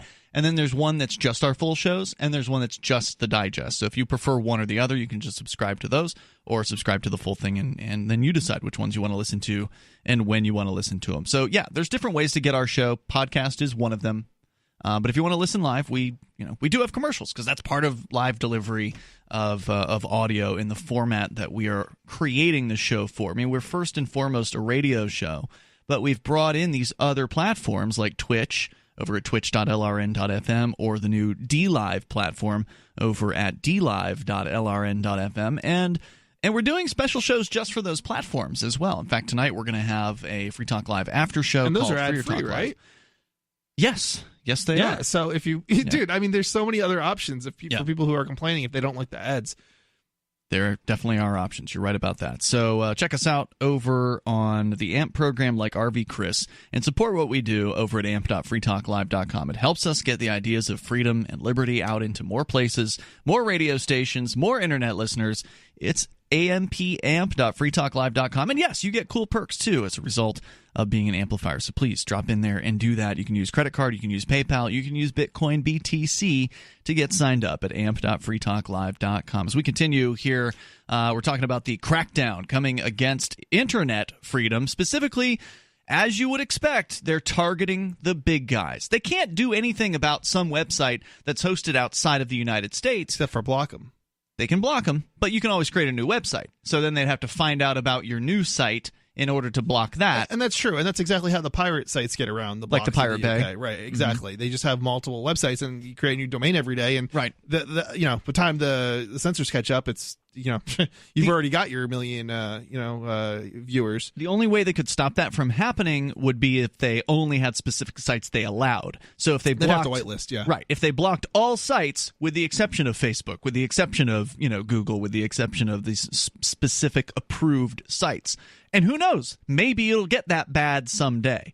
But it's not there yet. Yeah, I mean, if they did go to a whitelist, though, they really would ultimately end up in a situation where, I mean, I don't even think a whitelist could work, just because it's like you'd be blocking most of the web, basically. It wouldn't be an internet anymore. Yeah, it wouldn't be the internet. It would be. I don't even consider them to have internet access in the UK. Really, personally, just because it's so restricted. Well, as soon as you start blocking sites, you're not really, or blocking ports even. I don't think you can't. I think that's fraudulent to call it internet access, because what the internet is it's not an intranet. An intranet, you might have access to certain websites, but that's still an intranet. If you have access to every website Intra on meaning that within. internet, right? Exactly. Intra meaning within. Exactly. Then it's the internet. Mm-hmm. So blocking any ports or any websites, it's not really the internet. So even if your school has a firewall and you can't receive packets basically you can send information out and you can get stuff from websites, but you can't actually host a server. That's not really internet either. Yeah, totally agree. Let me go on here with just a little bit more of these bureaucrats saying the companies aren't doing enough. They need to do more. They need to do more faster. Venus Ali, the head of the Policy for Industry body Tech UK, welcomed the publication of the white paper, but said in a statement that some elements of the government's approach remained too vague, and that the government will need to be clear about exactly what it wants the regulator to achieve. The, quote, duty of care that the government believes social media's companies have toward users is not clearly defined and open to broad interpretation, she said. The Internet Association, which represents a long list of the world's biggest tech companies, said it's important that any proposals are practical for platforms to implement regardless of their size. Look, we want to be regulated, please, but just let it be practical. Let us be able to handle this the way that we think we should. Don't tell us what to do. Well, they're going to tell you what to do, and you're either going to do it or you should leave. And I think you've got the right idea, Chris. These companies ought to pack up shop and say goodbye to the United Kingdom, close any offices that they have there, fire any employees that they have there. They need to react now and not wait. Right. Because if they don't react now, other countries will get the same idea and they will do the same thing, and we will be in a worse position tomorrow. This is a spokesperson for Twitter saying the company is committed to prioritizing the safety of users, pointing to more than 70 changes the platform made last year. She said, quote, "We will continue to engage in the discussion between industry and the UK government, as well as work to strike an appropriate balance between keeping users safe and preserving the Internet's open, free nature." No, that's exactly the opposite of what you're doing. This is why I'm not on Twitter, and I don't like, and I've never been on Twitter. And when we set up Freedom Decrypted, my Freedom Decrypted show, a tech show at freedomdecrypted.com, a tech show, we went with Mastodon over Twitter. Yeah. Good choice. For this exact reason. It's a no-brainer. You want to be in control of your own speech, not some third-party platform that's going to, give in to government the second that they pass some stupid law. But doesn't this sound familiar to you? They want to strike a balance between keeping users safe and preserving the Internet's open, free nature. I'm sorry, I've yet to hear or see anybody getting killed because of communications At least. Oh in no, there's probably somebody who way. committed a murder because they met somebody on the internet at some point. Yeah, but that's not the communications. Wasn't there a Canadian guy who slaughtered somebody? Well, hold on. One lunatic, one ice pick. There's a difference between somebody, reading something and going and killing somebody on the internet, and the communications itself killing somebody, right? You might be able to create communications. Sticks and stones. Right. You might be able to create a device, right, where it accepts communications from the internet, and somebody on the internet presses a button, and then somebody dies from the gun that gets shot because of that communications. But I've never even seen that, right? I mean, give me a break. This is just the most ridiculous thing. It's keeping nobody safe. I think it was in the UK. I heard a story where some kid was trolling some adult on Xbox Live, and then he went and found the kid and killed him right there during the game. He was so mad. No kidding. And that's real? Yeah, that's what I heard. Yeah, it's still not the internet killing somebody. It's a person killing. Right. It's a person who did it. The toll-free number here is 855-450-FREE. Coming up, Vincent, you've got a story that we're changing gears. We're going to go away from the internet and talk about some politician and some plan, which I'm sure will be god-awful. On the way, it's Free Talk Live. Don't you hate that feeling in the pit of your stomach when the police pull you over? Most people have no idea how to handle it properly, and they promptly get fed into the municipal fee-generating meat grinder. Or maybe you recall that feeling you get when you go to the mailbox and see one or more letters from the IRS. You get a sense of impending doom, don't you? So let me ask you, if you could learn how to use the law to beat the IRS, traffic tickets, almost any courtroom scenario, collectors, credit card debt, and even mortgage debt because of fraud perpetrated against you, would that be worth knowing about? Don't laugh. Investigate.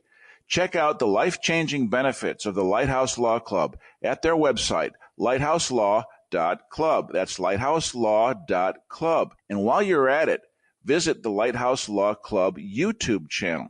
You might be in for a pleasant surprise.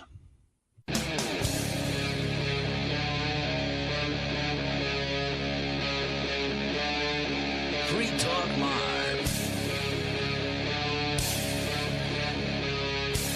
It's Free Talk Live. You dial toll-free to join us here if you want.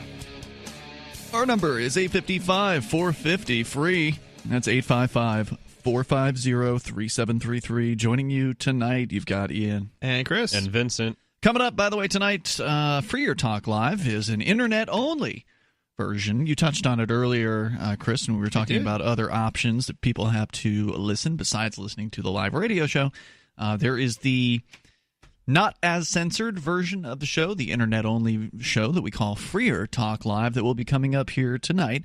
So if you're watching us on Twitch or DLive, you will be able to continue watching after 10 o'clock Eastern, and we will start that show probably at around 10:06 Eastern on dlive.lrn.fm or twitch.lrn.fm. Vincent, you wanted to share with us a story about this Elizabeth Warren. She is a thug from Massachusetts, one of these politicians in D.C., like these Republicans and Democrats. Senator. She's a Democrat, right? Yes. Okay. Without a doubt, yes. All right.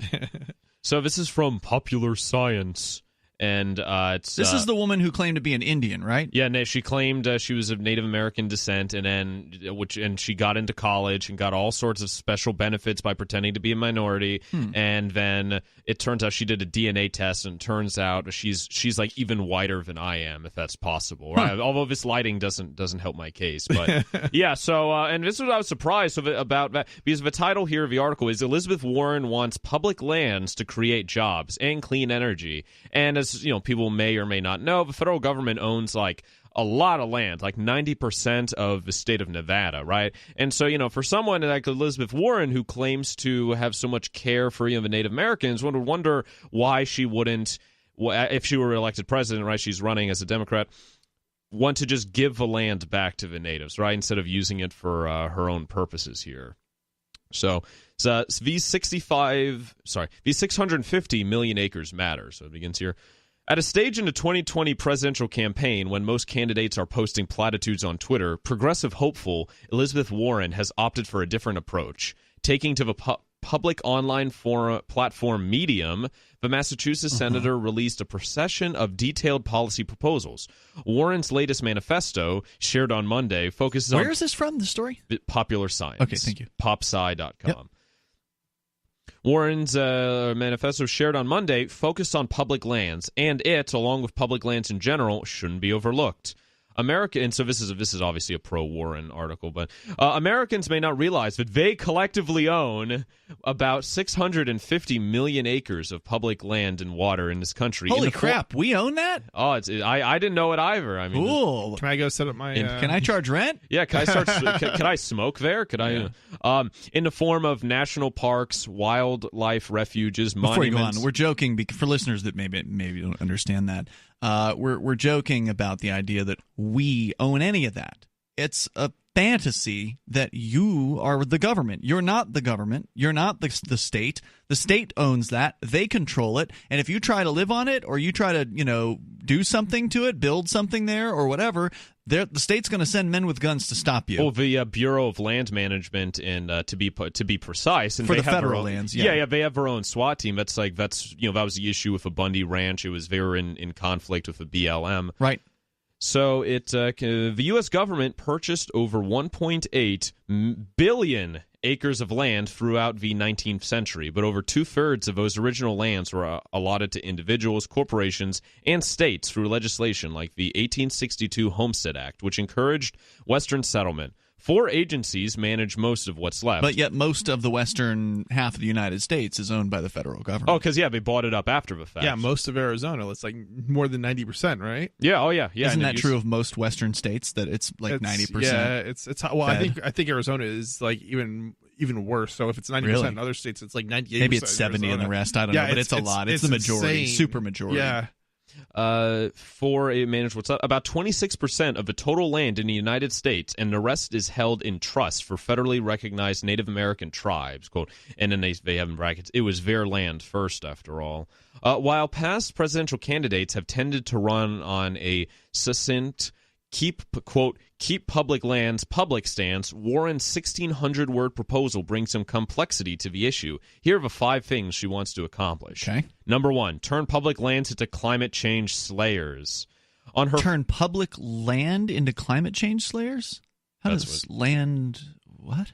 So, that's is a curious choice of vocabulary there. But so it says, on her first day in office, Warren says she would sign a moratorium on new leases for fossil fuel drilling on public lands, citing that energy production in these areas is responsible for around 25% of a country's total greenhouse gas emissions. She'd also bring back methane pollution standards, which set a frequency for monitoring methane emissions from gas and oil wells, and qualifications for engineers doing that monitoring. And the Clean Water Rule, which expands the scope of waterways protected under the Clean Water Act, both of which were rolled back under President Trump's administration. But it's, quote, it's not enough to end our public lands' contribution to climate change, the proposal says. It enlists them to fight against it. Warren has plans to provide incentives for renewable energy production on public lands with the hopes that it'll be... okay. So she wants to... I see. So she wants to take away the leases from the people who are currently leasing the public land and give them to other companies to lease that public land. Ah, that explains a lot. Gotcha. In order to... Now, to be clear, at least according to the book Healing Our World by Dr. Mary Ruwart, at least if I'm recalling correctly, it was her book. Anyway, I'll give her credit for it. A lot of these public lands that are being mined or being somehow tapped for these resources are doing it in a very unsustainable way because the company doesn't own the land. The company can just come in there and clear cut the forest, or they can, come in there and strip mine it. So that's because they don't own the land. They don't have any benefit from selling the land down the line. They're never going to sell it because it's the government's land. So why not just decimate its resources?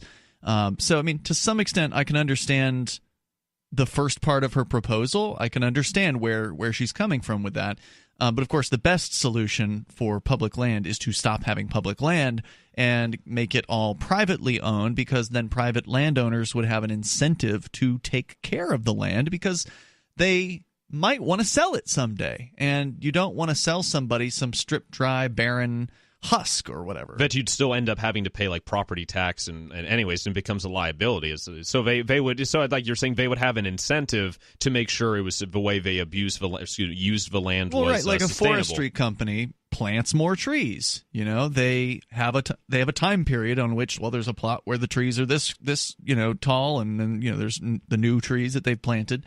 And if you're leasing the land, you don't have the same incentives. That's all. Sorry, go ahead with the. And so she's hoping that the incentives for renewable energy production on public lands, with a hope that it'll be responsible for 10% of America's overall energy production. So essentially planning America. Somehow she figures out that's exactly how much it'll produce. Failure. Central planning always results in failure.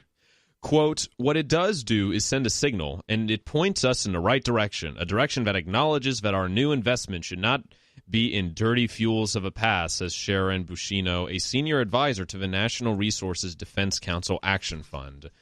And this is another thing that politicians frequently do, is they believe they know the right direction. She knows the right direction that the market should go in, and they will do whatever they can to incentivize, to subsidize, in many cases, the direction they want to see these things go in. And that's unfortunate because while many people may look at that and say, well, yeah, we need more money spent on solar power, we need more money spent on wind generation and these alternative methods of generating power. There's nothing wrong with those power generating methods, but the problem comes in when you shift whatever the normal market circumstances would be. So normally, people, I think, are interested in these things. They want to see these things developed. I think there would be enough demand in the market to see them developed without the government trying to allocate resources in that direction unnaturally. And allocating resources in that direction unnaturally also means there might be some other concepts out there that get ignored completely. Like, what if somebody could figure out a way to turn water into, the equivalent of gasoline? I mean, I'm not saying it's possible. Well, we don't know because they confiscate patents all the time. So the toll-free number here is 855-450-FREE, and because they're funding the competition to those alternative ideas, because they've determined that it's going to be solar and it's going to be this other thing. Yeah, it's Free Talk Live. More coming up.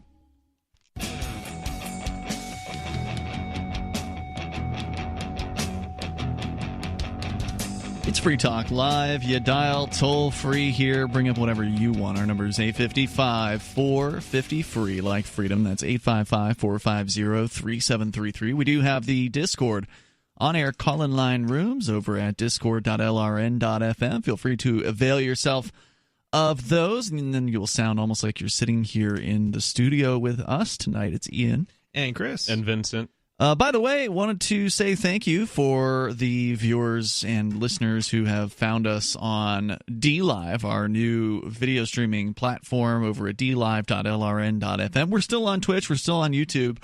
But DLive is sort of the new hot thing ever since they poached PewDiePie from YouTube.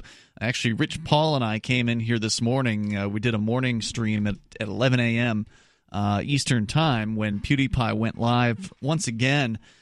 Because we're kind of new to this whole PewDiePie thing, and since he was the reason why we made the move over here without ever having seen the dude's show, I heard that DLive poached him, and so I thought, well, maybe we should be on that platform, and so we have been now for over a week. We started, I think, last Wednesday, and we're already up to, I think, close to 300 followers at this point on DLive. Wow, really? Which is good. I mean, by no means are we the most popular channel or even anywhere close to it. Do you think that's because of the people who were not on DLive before the show when you started talking about it, or do you think that's actually from DLive? I think a lot of them are DLive just people listening to DLive and catching the show. I think the reason why is because DLive's a smaller platform, and so when we're on, like right now, there's the chatting category on DLive. We're at number 3 right now on the chatting category, whereas if we were on Twitch, we might be way down the page by comparison. So because we're towards the top of any of these lists,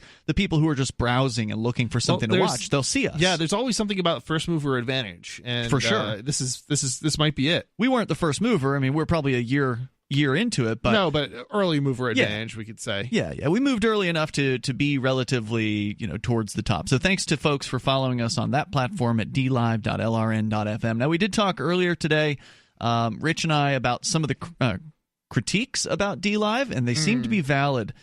critiques at this point. There's some real questions as to how decentralized, if at all, DLive actually is. There's some real legitimate questions about whether or not the Lino points are actually a cryptocurrency. It appears as though they might actually be an Ethereum token. So, I mean, that's crypto, but it's not its own crypto.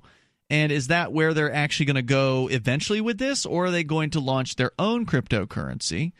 You can't take these tokens off of the site at the moment. There's no way to actually trade them on an exchange or anything like that. So there's some question as to, like, how crypto is it? How decentralized is it? Yeah, I mean, I looked for source code and things of that nature. You couldn't find anything. I couldn't find anything. Yeah. So, yeah, I mean, I didn't do a thorough investigation or anything, but I'm like, I went to the website. I did find, I think, like some page upstream of it and stuff that was supposed to be the software or something, but there wasn't actually any sources or anything of that nature. And then I was, just a moment ago during the break, I found a post from the DLive team saying that you can no longer purchase the DLive or the Lino points with PayPal. So they've taken away. So on their site, you can buy the points, right? You can buy the Lino points from which then you can give to your favorite channels. But now with PayPal, I mean, PayPal doesn't with PayPal, PayPal but not doesn't anymore. allow that. So I'm right. wondering That's why they probably stopped. Yeah, I don't know if that's going to necessarily. I don't necessarily think that's a sign that they're doing something sketchy. I think that's more of a PayPal. Right. PayPal apparently doesn't want you to use their service for purchasing cryptocurrency. Right. Exactly. So that's ostensibly why they probably won't allow it, I suspect, for any kind of virtual points or for games and things of that nature either. Yeah. That's my suspicion, because I'm pretty sure that's going to be. It's not specific to cryptocurrency, and that's more of like a FinCEN thing, I think, than anything else. Well, and that's the other problem with one of the problems with DLive is you can't buy their. If you wanted to buy their crypto, you can't do it with other cryptocurrency in the United States. So you have to connect to a VPN, and then the option to buy with crypto appears on their website. And so, is it a perfect platform? No, it is not. Is it decentralized? We're not sure. But it's a place where people are watching videos, and we have a video there, and you can watch us there. Yeah, I think the main thing that it has going for it is that it's not YouTube. It's not Twitch or YouTube. Yeah, it's not Twitch, it's not YouTube. But as far as I think competition is good. I just don't necessarily know that this one may not work out. Yeah, there's a guy who actually looked.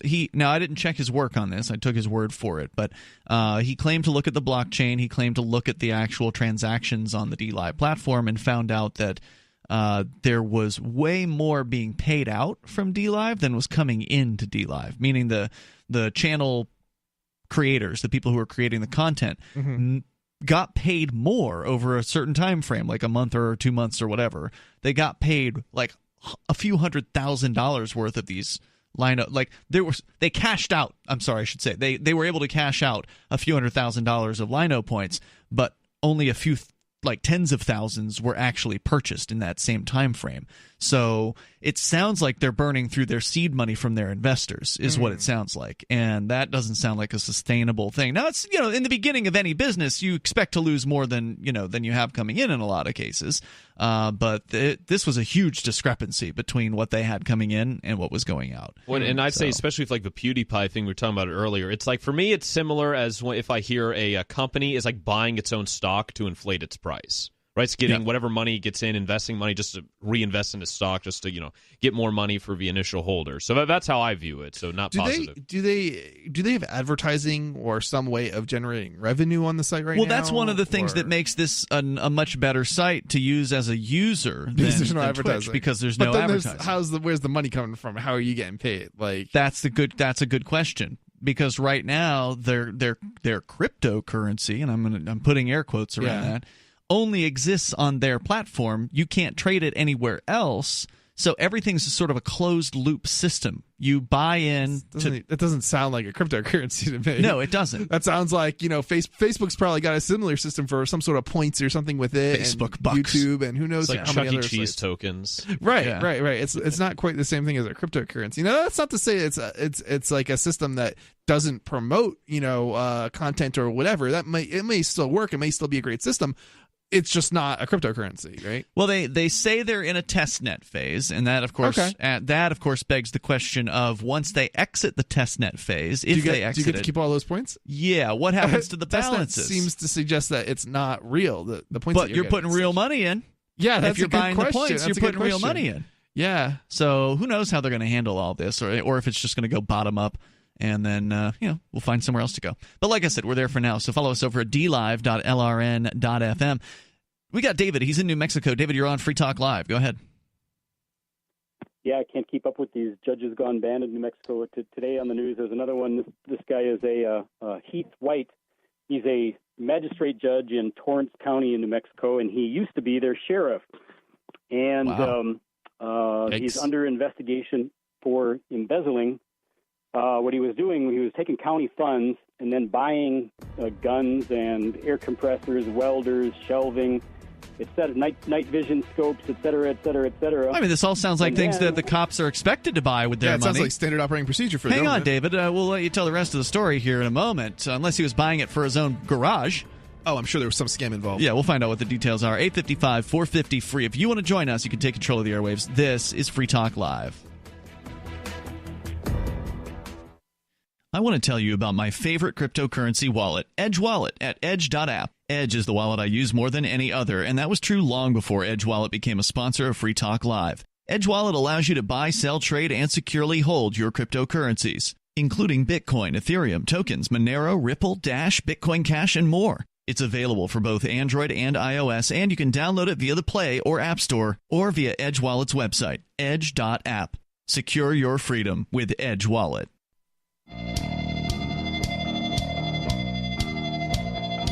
Hey, it's Free Talk Live. Dial on in here toll free. You can bring up what you want. Our number is 855-450-FREE. That's 855-450-3733. We've got the Discord on-air call-in line rooms over at discord.lrn.fm. You better be able to share whatever it is you're laughing about there, Vincent. It's just I'm referred to as the long-haired hippies being the only goy, and then someone underneath it says, I guess they're using him to attract even young goyim females, which they can exploit for sex. Are these racists in the chat room? Well, I mean, I don't know. I never met them. I'm just if they're obsessing over things like that, then yeah. I mean, pretty much anybody who uses the term goy is probably a racist. Including the Jews who use it, because goyim means cattle. You know what's funny is the one guy was calling me Jewish, and I'm 50% German. So, and like the other 50%. Wait, how do you know? Did you do a DNA Jews. test? No. Family history. So I don't technically know, I don't necessarily know, all the possible ancestry, but like back thousands of years or anything like that. But yeah. By the way, I want you all to know about Forkfest, unless you're a racist. If you're a racist, stay away. If you're cool and libertarian and liberty-minded, then you ought to be out at Forkfest 2019, June 13th through the 18th. It's happening in the beautiful White Mountains of New Hampshire at Rogers Campground. It's an incredibly lovely place to spend some time. And I don't know if we've officially announced this yet, but Chris, you have bought a sponsorship on behalf of Forkfest of the Porcupine Freedom Festival. So I've been meaning to do a blog post about it. I just haven't had a chance to really get it done this week. So hopefully sometime over the weekend I'll do it. But yeah, we're breaking the news here. It's official. Forkfest 2019 is the sponsor of the Porcupine Freedom Festival, which is the very festival from which Forkfest forked off of in the first place. So I think that's a nice thing to see the two festivals kind of, promoting one another. And I think that for those who are looking for the ultimate experience, spending some time in New Hampshire, checking out what the community's like, go to both of them. Forkfest, of course, will cost you nothing as far as tickets are concerned, because there are no tickets to Forkfest. Now there are tickets to the Porcupine Freedom Festival, so that's a little different. But forkfest.party is the website where you can go to learn more. It's unofficial, because everything with Forkfest is unofficial. There's no board of directors. There's no, organizers. It's just anybody who wants to sponsor something and call it Forkfest can. Absolutely. You can call it whatever you want. You don't even have to call it Forkfest. I know Rich Paul likes Bandcamp. It goes by other names, too. Somalia Fest was a name that was going by, and there were some others as well. Yep. Bandcamp. It's one of the ones that I think is kind of fun. So forkfest.party. Go there. You can connect to the Forkfest Telegram chat room, also the Forkfest forum, where people have been posting some threads about the things that they're planning on doing. Because that's the idea, is since it's decentralized, You have to decide what you want to do, if anything, to provide something for other people to do. So, like some people, their calling is to entertain. Maybe they want to put a musical event on. Maybe they want to do a play. Maybe they want to do a speaker series. Maybe they want to have a poker game, a poker table, or whatever. These are all things that could be done. Some of them maybe will be done. And some people want to cook for others. I hear, Vincent, you and Matt are putting together some sort of food booth. Absolutely. So that's very exciting. And there's, whatever people feel called to do. And maybe you feel called to just show up and hang out. You can do that too. Yeah, isn't there some sort of man camp that's being organized? Man camp's going to be there. Yeah, Jay Noon, one of our co-hosts on Wednesday night, is going to be doing man camp. The guys from anypay.global are going to be throwing basically a dance party, from what I understand, every night. Right. That's right. There, and then there's a rumor that the Big Gay Dance Party may be moving. I don't know if it's true or not. I don't want to say for sure right now because I don't. Yeah, we should probably keep silent until we get some confirmation. I haven't gotten a confirmation on that. But either way, the guys from AnyPay, they're super gay, so you definitely want to show up at whatever party they throw. I'm certainly going to go. Yeah.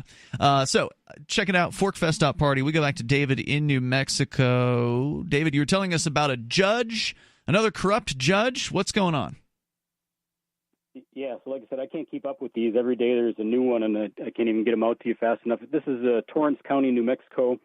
A current judge who's still on the bench as of right now, who used to be the sheriff until recently. And when he went out of the sheriff's office and became a judge and was replaced by the next sheriff, they did an inventory of all the equipment and found it didn't match up with the purchase records, and that the equipment was not present. And so they started doing some investigation, and it turns out that a lot of this equipment was found at the home of the former sheriff, Heath White, this guy's name. I guessed it right then. So he was buying a bunch of stuff and then just bringing it home.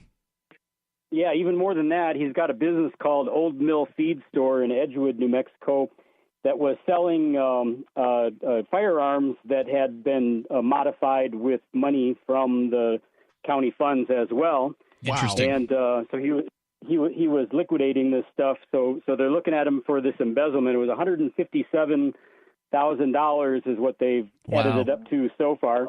That's chump change. It is, isn't it? Yeah, chump change.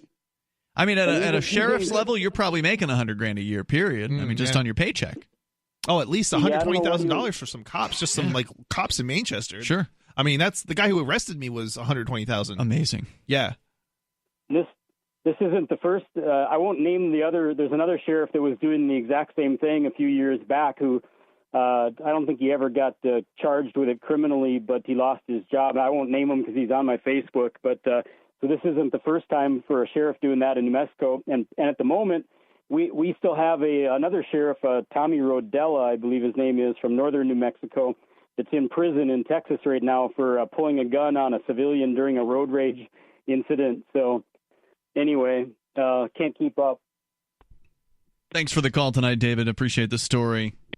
Toll-free number if you want to join us here, 855-450-FREE. That's 855-450-3733. Vincent, you were sharing with us some cockamamie plan from Elizabeth Warren about how she wants to turn the government land into some sort of fighters. She wants to make the land fight for environmental climate change slayers. Yeah, so she wants to put solar panels and wind on this government land. That will provide 10% of the nation's energy. It's not a whole lot, but regardless, she's prepared to spend billions of taxpayer dollars on this. Absolutely, yeah. So wait. Shouldn't the government be getting paid for this, not the other way around?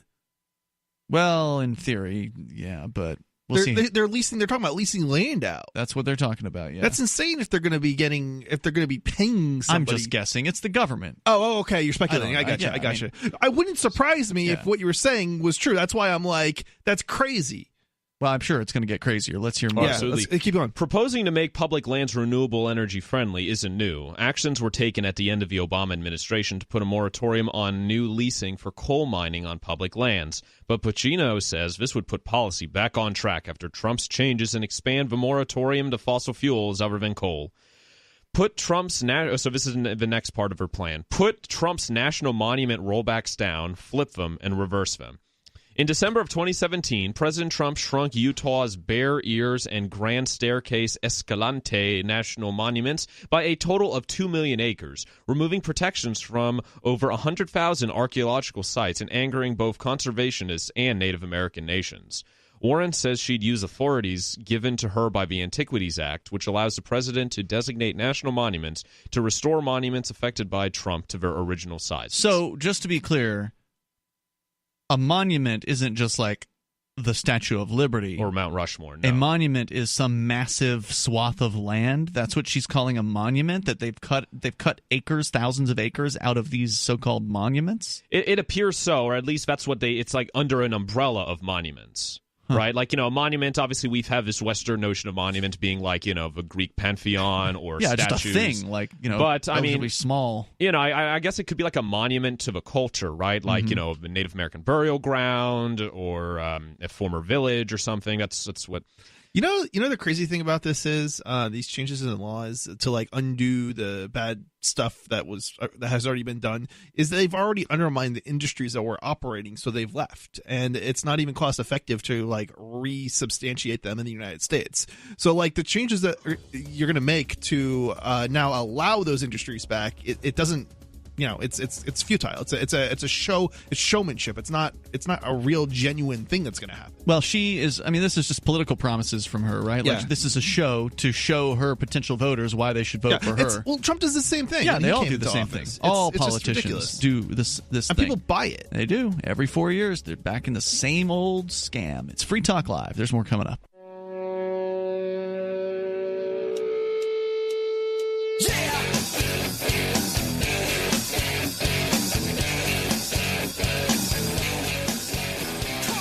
It's Free Talk Live. You can bring up whatever you want here. Our toll-free number is 855-450-FREE, like freedom. That's 855-450-3733.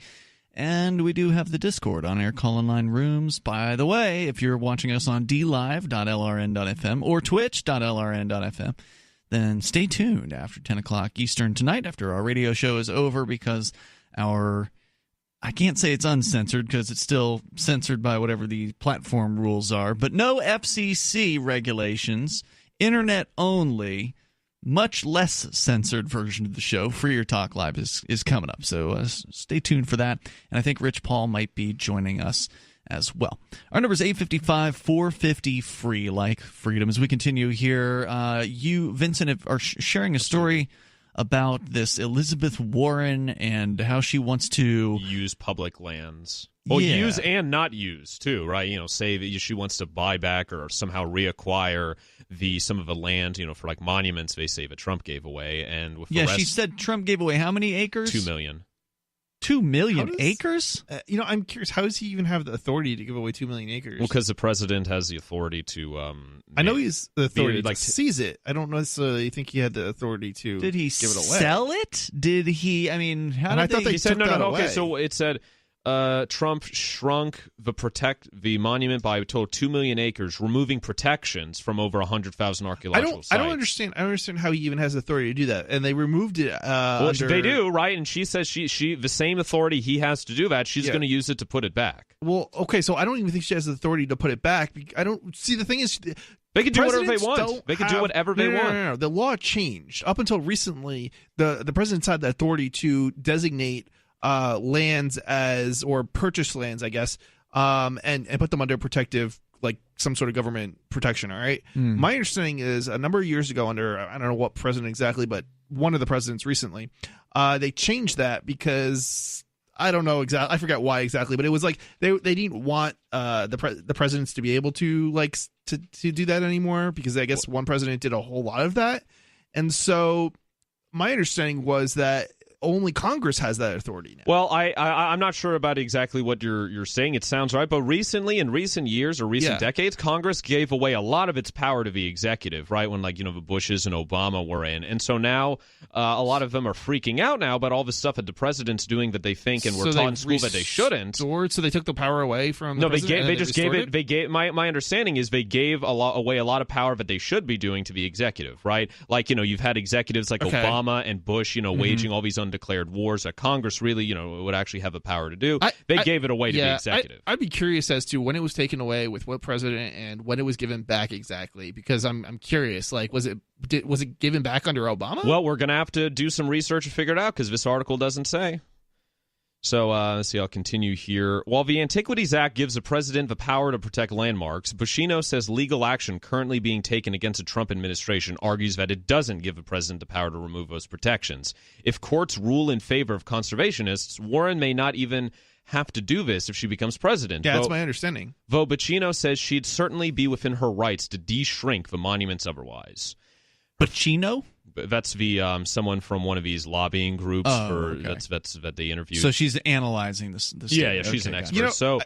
It is curious though, because is it not the is it not the president who has the power to do enforcement? So if he breaks the law, but he doesn't want to enforce it, yeah, who's going to enforce it on him? Right. Well, exactly. That's what Andrew Jackson said when the courts ruled the Trail of Tears was illegal. He says, okay, well, the courts made a ruling. Now let's see them enforce it, which they obviously didn't. So they don't have the power to enforce, do they? They can order the president that has the power to enforce. A judge could find, in theory, they could find a president in contempt. Oh, in maybe theory. That's how they would sort of enforce. But then how would they enforce it? Do they have their own exactly? bailiffs? Jackson had control of the army at that point. So that was.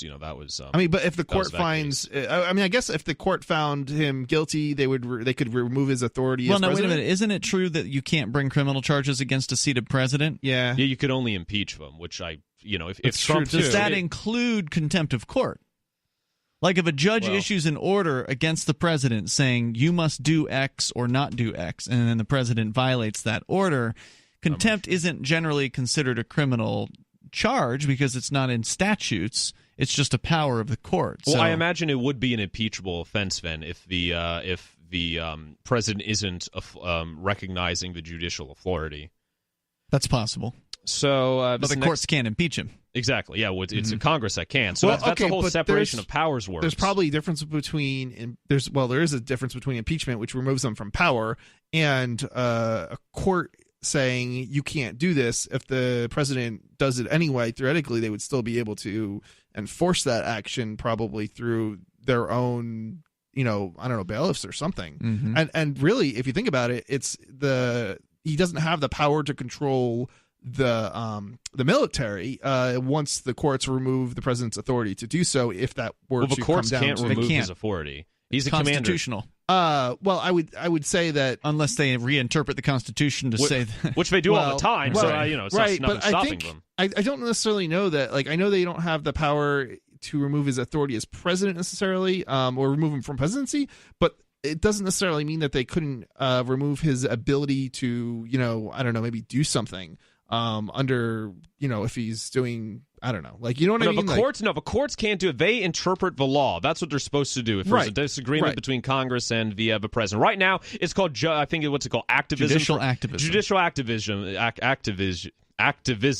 And I think it's something what's ruling from the bench, or I forget exactly what exactly the term was. So, the balance of powers is all screwed up. So, it doesn't, the original rules don't matter anymore. Right. The court still has the power to, make a decision, right? Sure. So, I would think at that point. But how do they enforce it without the executive branch to do their bidding? If the president doesn't obey the court's order, theoretically, the president doesn't have the power to act. So I don't necessarily know that the president has the power to do anything he wants as long as men with guns will follow his orders. Only within the decisions, only within a context of what's legal within what the court decides. But that doesn't actually ever play out that way. Well, and the court's decision isn't always, the correct one either. It's not always. Most of the time, what's the court going to do? Personal decisions don't necessarily. What's the court going to do if he doesn't listen? If he doesn't do what they say? I don't know. It's a good question, but it would seem to me that the courts have the power within,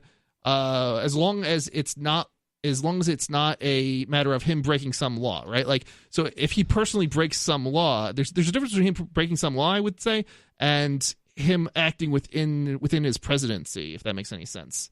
No, I'm not sure what you're saying. I think there's two different things. The courts couldn't necessarily go after him for sleeping with some woman, and that woman. Sure, that's not a crime. Well, no, if it was rape or something like that, they couldn't prosecute him for that, right? Because he's a sitting president. Until after he's that. But if it's relation to something else that's not a personal, act that violated the law, I think they might still be able to come in and if he's violating some rule of state, you mean? Yeah, that's not necessarily removal of his presidency. So he would still be president, but he couldn't necessarily do something. And theoretically, the military would have to comply. So they wouldn't necessarily be able to obey his theoretically. orders. That's where everything. The military wouldn't have to comply if he did something that violated the Constitution, right? The military doesn't take orders from judges or senators or anything. That's I think they do. No, they don't. No, from the president. No, Commander-in-Chief. It's separate. No, they don't. I would agree, but I think that the courts still overrule as far as the Supreme Court would still overrule the presidency as far as like if the president decided soming. Has that ever happened? Has the court ever reversed a presidential move of the military? I'm not entirely sure about this, so it would maybe be something that we haven't seen before, but. You seem really frustrated, Vincent. No. I'm just it's it's a lot of speculation, so I don't know why. We have definitely seen the courts rule on like certain aspects of the presidency, like was he actually elected president, right? Like, or who was elected president for that matter, right? Like in the year 2000 with we've George seen Bush. that kind of thing happen. So I'm not necessarily sure that they wouldn't have, the courts wouldn't be able to do anything in a case where it was, interpretation of the law. The president doesn't get to make the law in and of himself. It's an act of Congress, and so ultimately... Well, sure, but again, what you're talking about is all the theory behind the government. Yeah, and it's true. We all know You're that right. they don't follow their own rules. Yeah, So, I mean, what happens in practice, who knows? Well, in practice, but... the president sends troops to all kinds of parts of the world without authorization from Congress. In fact, there was recently when he's supposed to have authorization, they're supposed to pass a war it's because they do declaration. it. I believe they do it for like international work, like as part of NATO or part of the UN. So that's the justification for it. All right, so if you are on our feeds on DLive and Twitch, stay tuned. We've got Going to continue with this article. A lot more good stuff in it. We'll see. We're going to change gears and get into our online-only show, which means you can call in and pretty much say whatever you can't say on the radio. So we'll talk to you in just a few minutes. We're out of time, guys. We are out of time for tonight, for the radio show, but not for the internet. For that over at twitch.lrn.fm. Free Talk Live has found that though U.S. financial institutions are prohibited from doing business with foreign gambling websites, it's not illegal for U.S.-based internet users to gamble on those sites. People have been using VPNs or virtual private networks to connect to sites like games.bitcoin.com and play games with Bitcoin Cash. Games.bitcoin.com features poker, blackjack, roulette, craps, keno, slots, and dice. You can conduct your own investigation at games.bitcoin.com. Did you know you can legally exit the U.S. federal income tax system? Well, it's true, and thousands of American nationals are doing it. The 16th Amendment and the Internal Revenue Code are legal, but only in a limited jurisdiction. This is the basis behind the voluntary nature of the income tax. Learn the exit strategy provided by Congress. Find out more by visiting weissparis.com and watch our numerous videos. That's WEISS Paris.com.